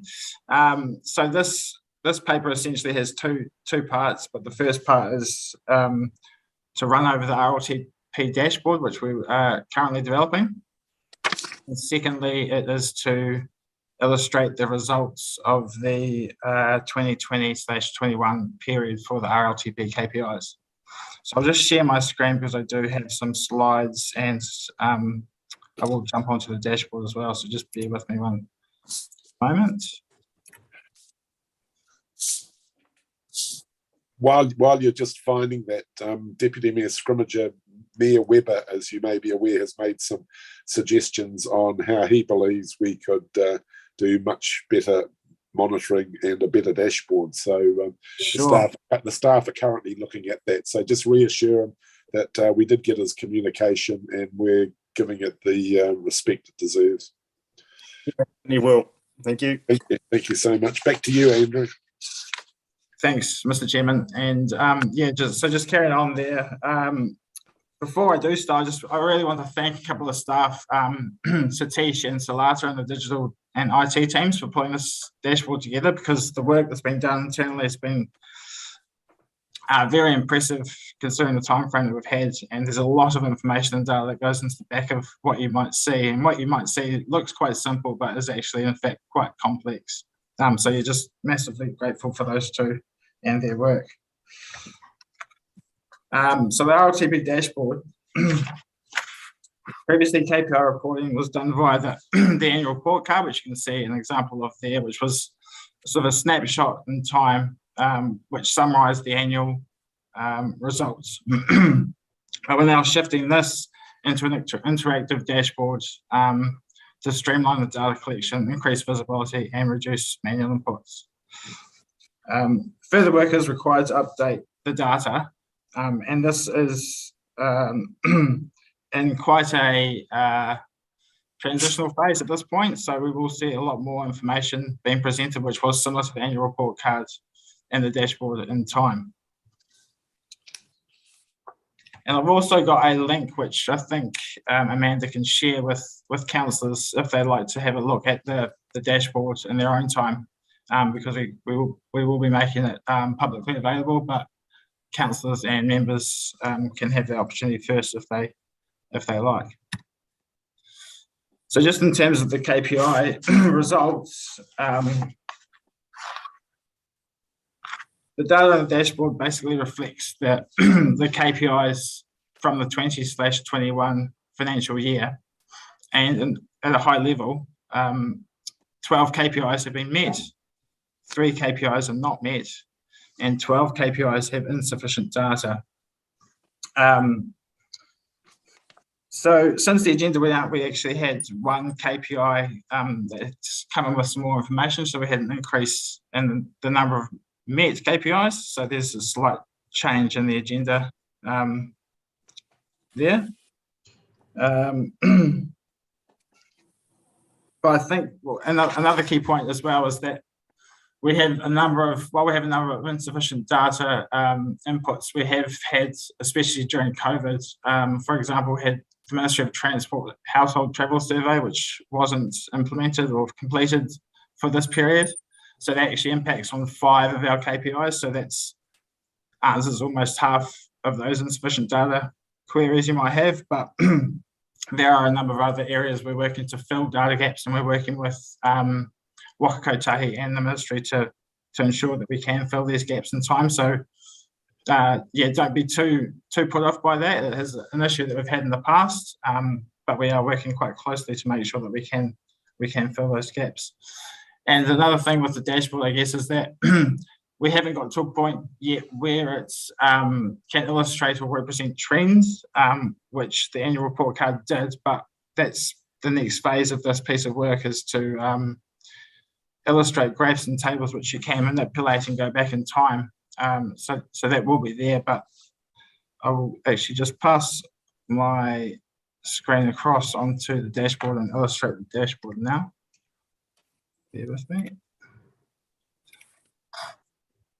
Can you all see that? Yep. Yes. Cool. And I'll just run across a few of the KPIs. I won't sit on each one. But I'll just give you a bit of a high level summary, and if I can ask the questions at the end, it might be a little bit easier once you can all see the data and understand how the dashboard works a little bit.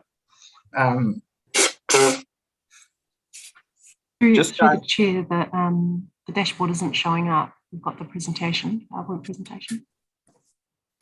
Can you see my cursor and the word targets? We're stuck on the old Kpi results, Andrew. The summary. We're on the summary that you had the previous slide. No, this is the new 2020/21 report card, which is the most recent results. Can you see that? No. I might just have to stop sharing and start again. One moment, sorry.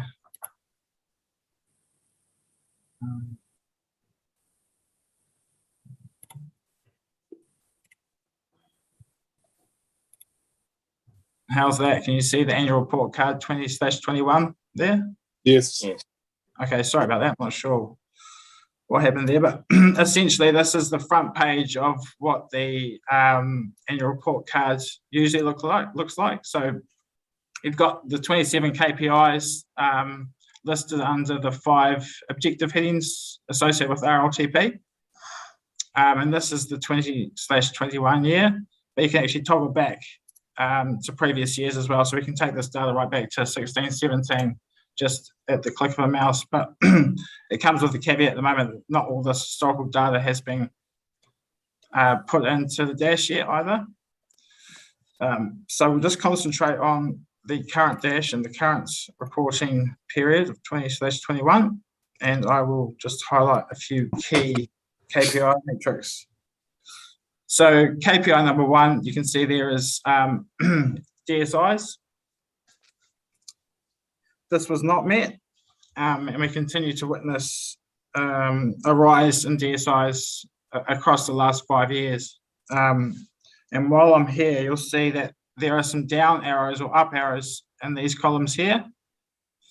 What that essentially means is that the target needs to be either below or above the target figure. So for example, with DSIs, the target is to be below 146 DSIs per year. And you can see the actual figure there is 260. So we're well off the target for that. And for the DSIs, this KPI is actually linked back to the 40% reduction goal, which is the goal within Road to Zero work.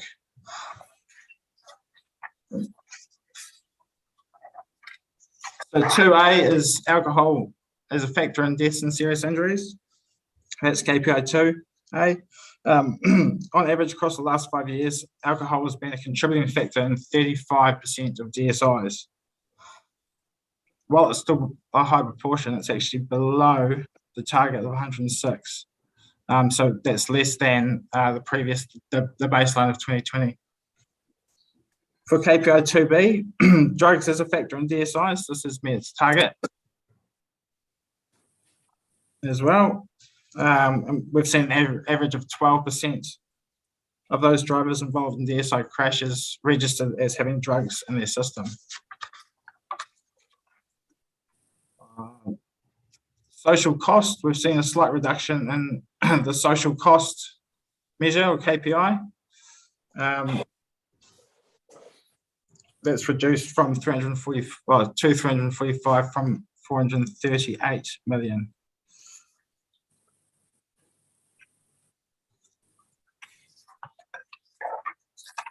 Number 6, We have Kpi 6A has met its target with nitrogen dioxide levels in totaling reducing by over 4 micrograms compared to the previous year. KPI number 8, year on year, we are seeing an increase in the percentage of addresses across the region within 500 metres of a bus stop, which is pleasing. So a total of 72% of addresses can claim to be within 500 metres of a bus stop.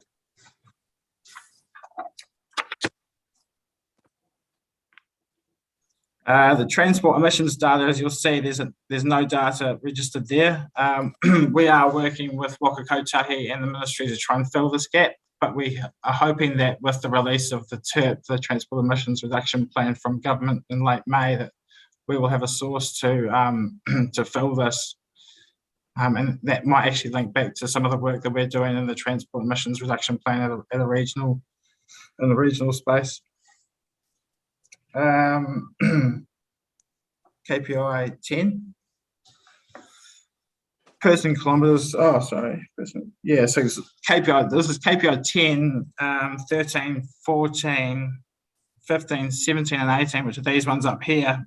These ones are the ones that I mentioned before that are impacted by the household travel survey that haven't been undertaken, but we have actually plugged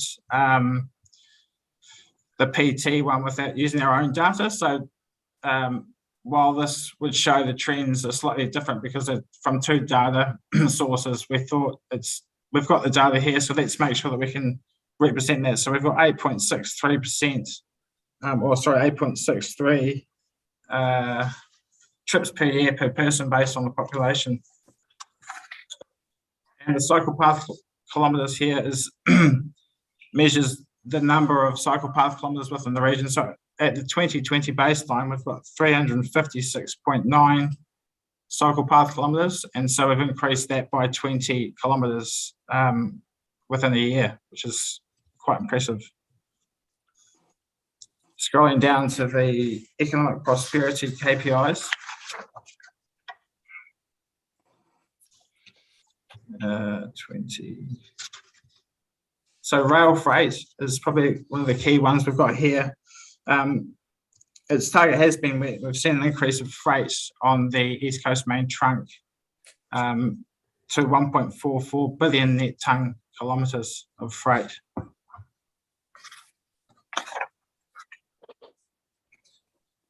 KPI 24A, condition of the state highway is also met. And so there's been no decline in the condition of the state highway. And similarly with the ones above it, we've got local road condition and cost both being met as well.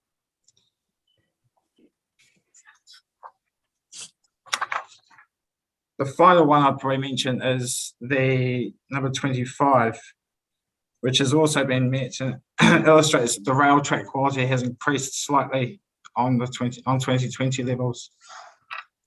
So this, in terms of the dashboard itself, this is what you see and what's represented, and you can basically just toggle across and onto each KPI as you see fit and printed out in different ways, etc. But like I've said before, excuse me, the next phase of the project will see another tab probably along the bottom where we can dive into some more graphs and tables to understand the trends of these KPIs across time and against the baseline and against the historical data.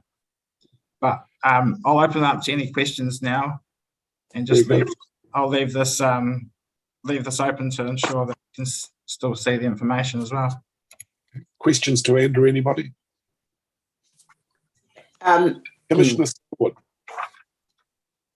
Good, Chair, and well done, Andrew, and to the team. I think this is a very positive step forward, an excellent tool, and the ability to oversee our trends. Just a couple of queries relating to the data that we have, because obviously it's not that helpful until we've got all the data. But I was interested in the social cost of accidents under the road safety imperative was comparatively low in given that the incidence of serious injuries and deaths were way above target. I presume it's the severity of the accidents that is driving that. Would that be correct? That would likely be correct, yeah. There's more value or a higher cost associated with death than there is to a serious injury or some other alternative injuries. So that's the likely reason for that figure being lower than the previous year. Okay, so we can sort of take it as a trend that if that is below the target cost, then at least the accidents are maybe not as severe. Correct. The other one that that struck me is under economic prosperity. Yeah. And I appreciate we don't have the network reliability data, which would be helpful. There's a risk when you look at the network overall in terms of the costs of congestion and productivity, in that, you know, there are literally thousands of kilometres of local road that are never congested. And it's really the key commercial and freight and commuter corridors that I think we need to target. And I'm just wondering what is captured in those network reliability measures. Are we really measuring the right corridors, or are we doing an average over the whole system, which tends to dilute the message? Yeah, sure. And through the chair, I think the answer is that it is an average across probably the whole network, but I'd need to double check how we calculate that one and come back to you with an answer. But one of the things with this Rltp data on the KPIs is they are region-wide and they are network-wide generally.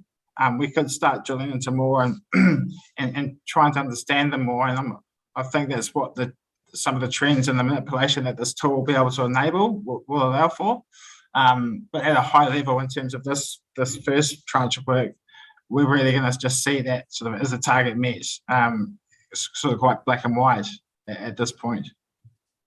Yeah, thank you, Chair. I would suggest that it would be worthwhile us understanding that data, because I've seen this before in other regions where, you know, the overall message that might be, you know, average speed across the network is virtually, and it never changes because the average is so diluted by all of the local roads that you don't really get a meaningful measure of performance. Glenn. Yeah, thank you, Mr. Chair, and thank you, Andrew. That's fantastic to see this. Just a quick question in terms of some of the environmental related data. I'm just wondering if, like, it appears to me like you could end up with quite a blunt bit of information, you know, like transport emissions, total, you know, for the Bay of Plenty, which will be no doubt useful.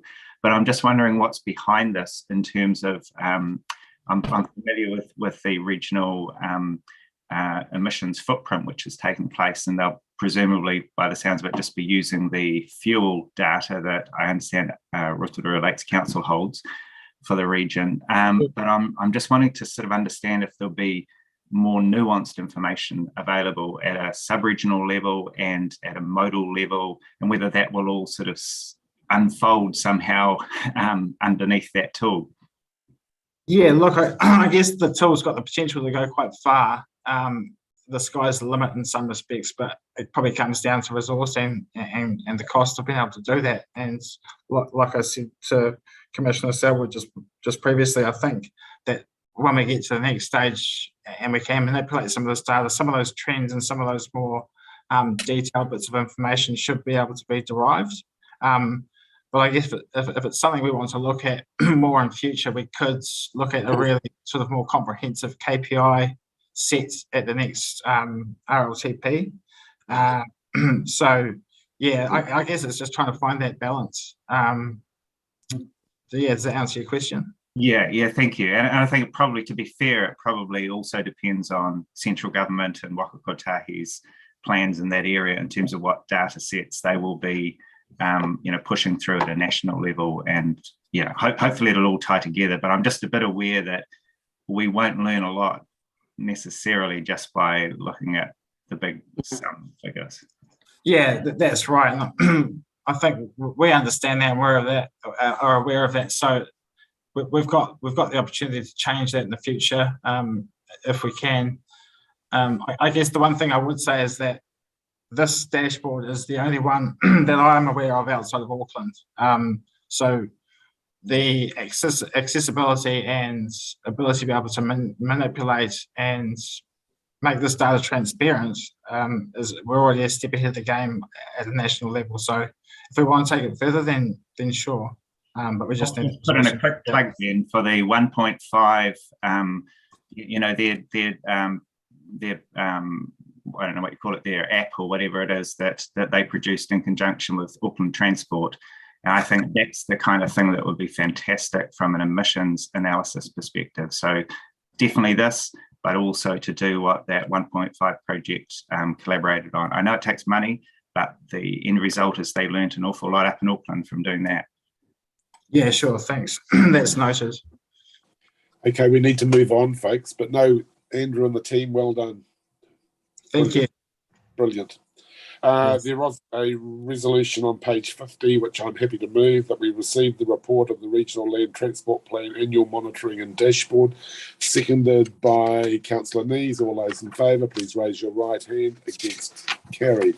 We're on the home straight, everybody, and over to page 58, the development of a transport emission reduction plan, or TERP, for the Bay of Plenty. And as we know, this has just gone through our annual plan process, stage 1. So who's talking to this? James, are you leading this one? Yes, James? I certainly will start off the process, and my colleague Kpi is also here. Sell it to us. I'll do my very, very best. Well, we might want to start with the situation in the world economy and the fact that the government has just announced the reduction in fuel duty of 25 cents per litre.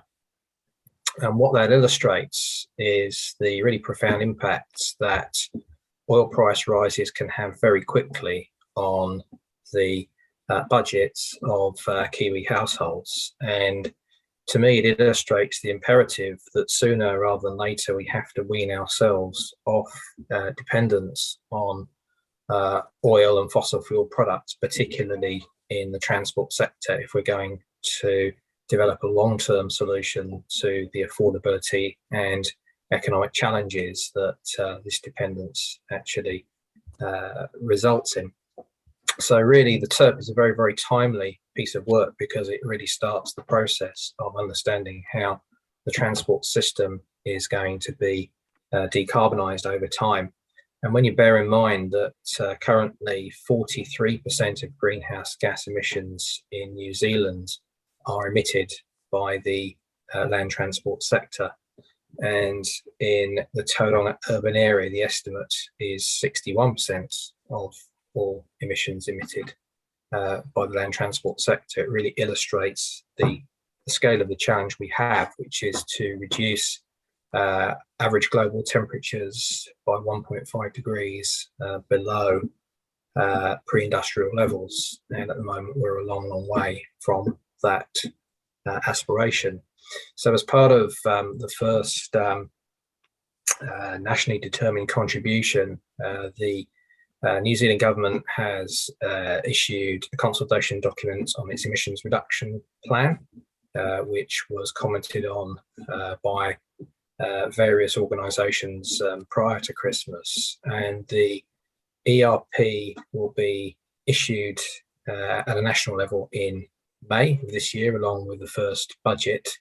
And one of the strong rumours is there will be a substantial amount of funding, potentially up to 4 billion, for emissions reduction measures. And what that means is that it is really important that all organisations within the region work together to try and identify the most effective measures for reducing transport carbon emissions. And as commenters on the previous item have rightly highlighted, what we need to do is start with the existing sources of those emissions and get better data at that disaggregate level to understand what's going on. So, for example, it might be that a lot of the emissions are being produced by certain types or ages of vehicle. A lot of emissions will be being driven by short distance trips, which could perhaps easily be encouraged onto other modes, walking, cycling, public transport. So getting some better data to firstly understand the scope of the problem, but also what we might do to target the most promising initiatives for carbon reduction is going to be absolutely critical. And this is really what the emissions reduction plan is about. It's using the best available data, understanding what has worked well elsewhere, undertaking relevant modelling to work out what future scenarios might look like, and understanding the biggest contributions that can be made by different policy levers. So, Glenn, you mentioned the work that's been going on in Auckland with the emissions reduction tool. It's something we're certainly very interested to explore here as a starting point to get a really good baseline for being able to understand what is going on and therefore what we might do about it.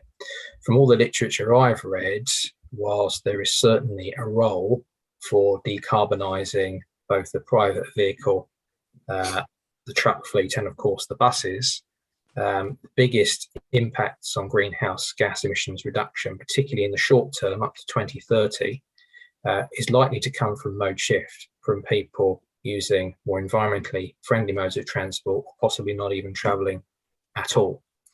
And therefore, a really important part of this emissions reduction plan is to focus on that first 5 to 10 years, because carbon emissions and carbon dioxide exist in the atmosphere for very many years. Once they're up there, they don't dissipate easily.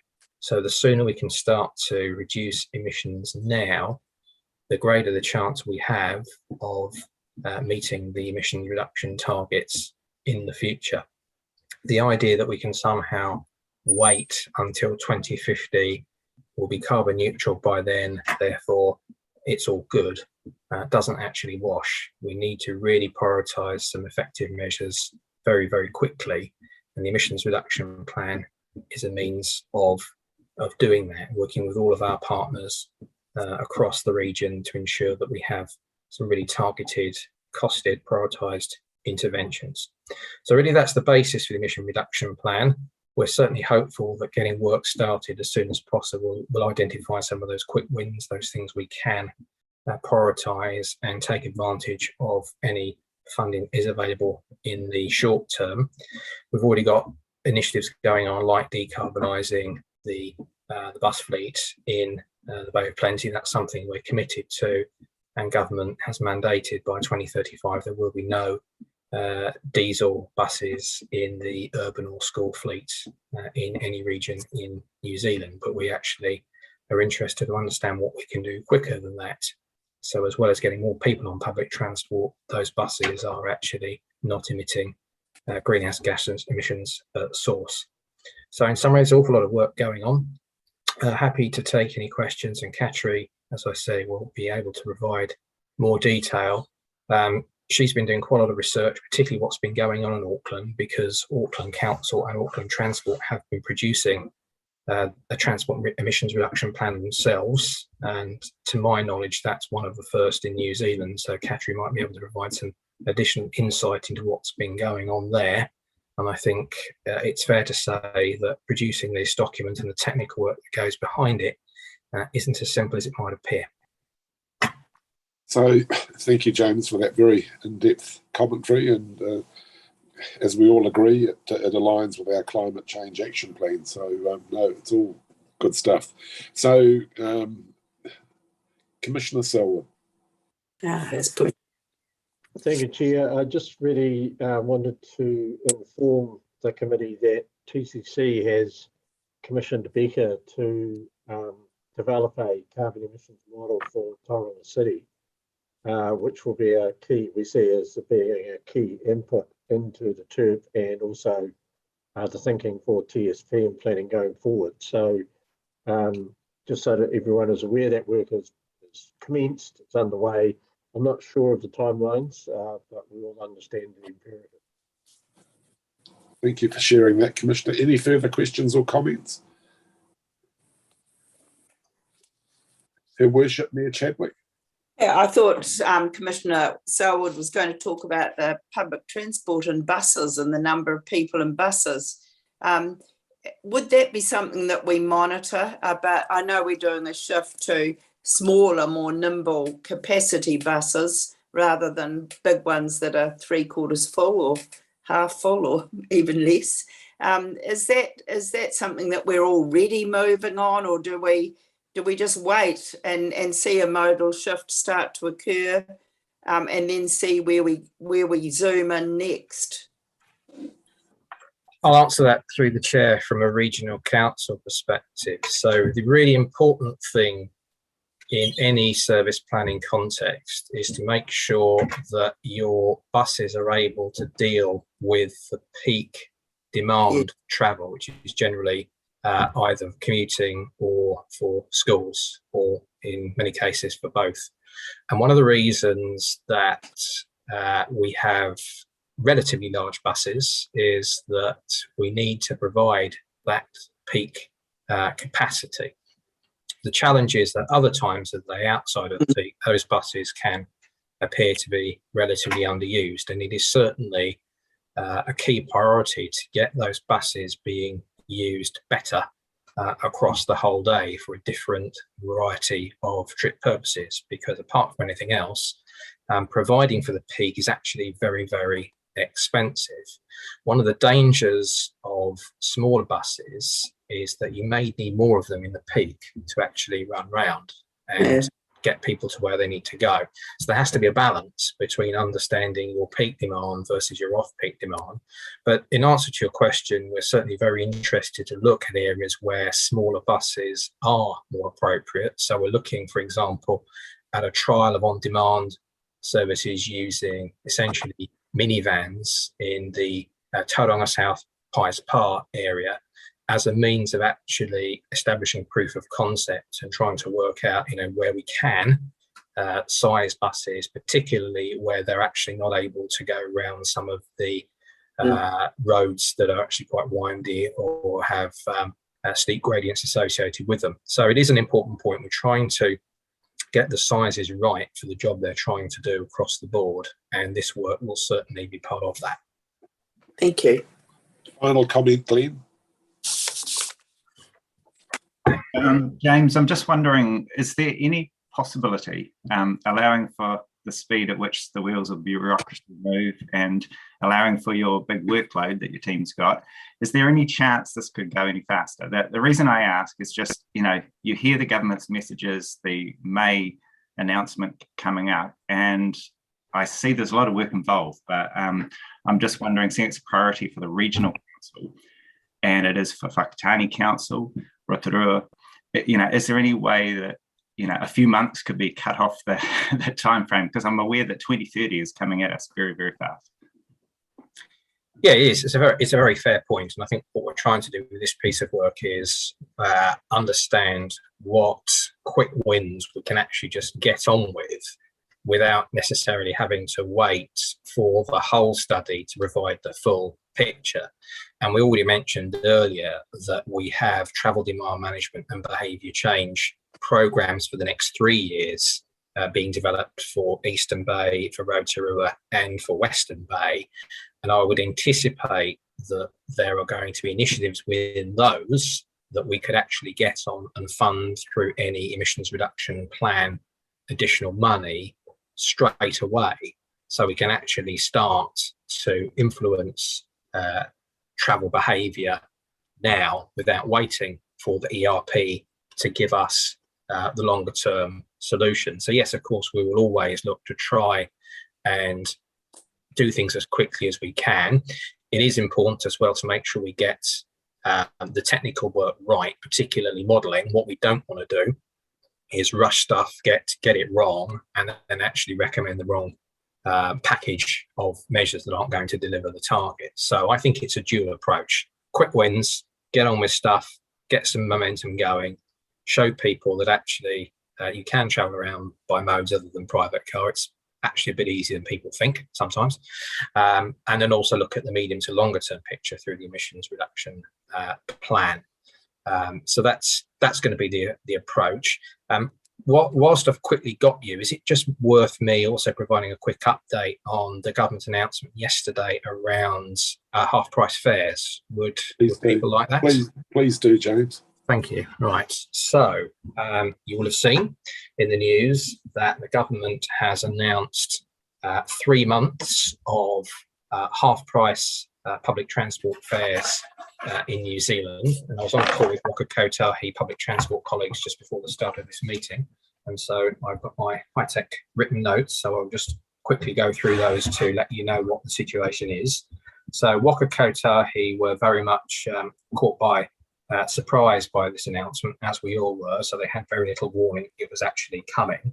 And they James, just pause a moment. We're in open session, so I don't know if you want to protect yourself here, but no, I think it's important to recognise that Waka Kotahi are. Just trying to keep you safe. That's all. Sure. No, you go for it. You go for it. Yeah, I think it's fair to say Waka Kotahi are working really, really hard to actually understand what this means for the practicalities of getting it implemented. So they're working with Ministry of Transport to work through the details, and they'll provide further advice to ministers as to their view on the precise scope of the half fares trial. But essentially, the dates will be starting 1st of April until 30th of June, so that is for 3 months.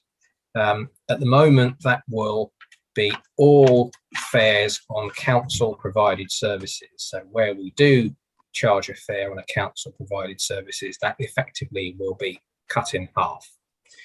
That doesn't include exempt services that are provided commercially. So, for example, the Waiheke Island Ferry in Auckland is one that is provided commercially, and at the moment, there are no plans to provide half-price fares on that. So intercity coaches would be another one.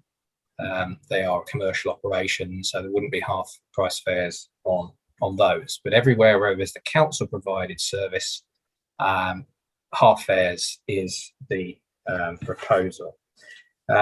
This will be 100% funded by central government, so there will be no cost to regional council or ratepayers. And that reimbursement will include the administrative costs of setting up this trial, which are actually quite substantial in terms of time and necessary changes to ticket machines, the back office of the B card, all that sort of thing. That's mainly the scope of the change. Beyond the 30th of June, at the moment, it is not clear what will happen in terms of any future fare reductions.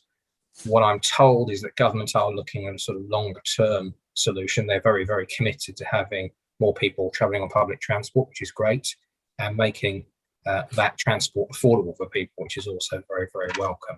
And certainly here in Bay of Plenty, we've been doing our very best to provide affordable transport for various groups of people.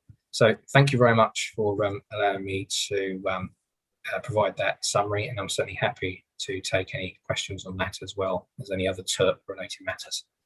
And I think everyone's rushing off to catch a bus. So well done, James. Can we just wind back, everybody? Page 58, the last resolution to deal with today was with regards receiving the report, the development of a transport emission reduction plan for the Bay of Plenty. I'm happy to move. Deputy Mayor Scrimmager, are you happy to second? Okay, it's been moved and seconded. All those in favour, raise your right hand. Against, carried. That's the main body of the agenda. Now, Amanda, the committee clerk, told me that I was to finish at 11:50 p.m. So in the next 2 minutes, we're going to do a quick whip around of everybody. So, Councillor Nees, anything you feel slipped through the net today you'd like to bring to our attention? No, Mr. Chair, just that in the annual plan deliberations, the Regional Council looked at a possible trial of the hydrogen bus. We're still waiting for some more information on. And also obviously putting the TERP in our annual plan budget. Thank you. Councillor David Moore from Aportiki, are you still with us? Yep. Not really anything to add. Okay. Everything happy in Aportiki?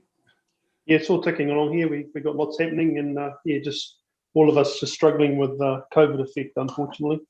Yeah, but as I said, full marks to Mayor Reestra. She's been really pushing the road safety issues over your way. So if you can just pass that on to her. Thank you. Rotorua Lakes Council, Her Worship Mayor Chadwick. Just a quick update that we're doing a transport study of how people get into the CBD and out, and that will help inform us for future planning. And I hear Minister Woods, when he was here, was very well received, and sorry I wasn't there to fly the flag. Okay, thank you for that. Commissioner Selwood, anything you feel slipped through the net today? No, nothing more for me. Thank you, Chair. Okay, Deputy Mayor Scrimmager. Yes, no, I've got nothing to add. Deputy Mayor Andrew Isles. Thank you, Mr. Chair. Look, my apologies for being in and out of the meeting. We had a massive power outage in Waimana just after the meeting commenced, so I followed a lot of it on my phone until I got into Whakatane. So, yeah, just to basically give out a bouquet to David Spears, who had a 2-hour Q&A session with councillors and our roading staff last Wednesday.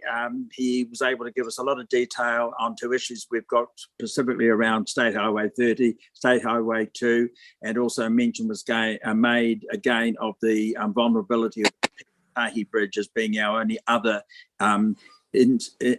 exit out of the district, and also the vulnerability for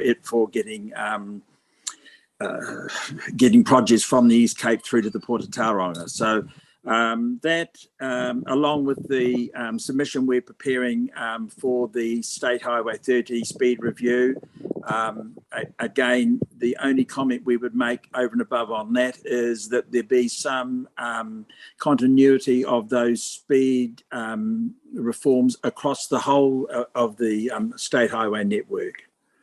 Other than that, that's all from me, Mr. Chair. Thank you. I'm sure Jessica will pass on your comments to David. Jessica, anything you felt you forgot to cover today?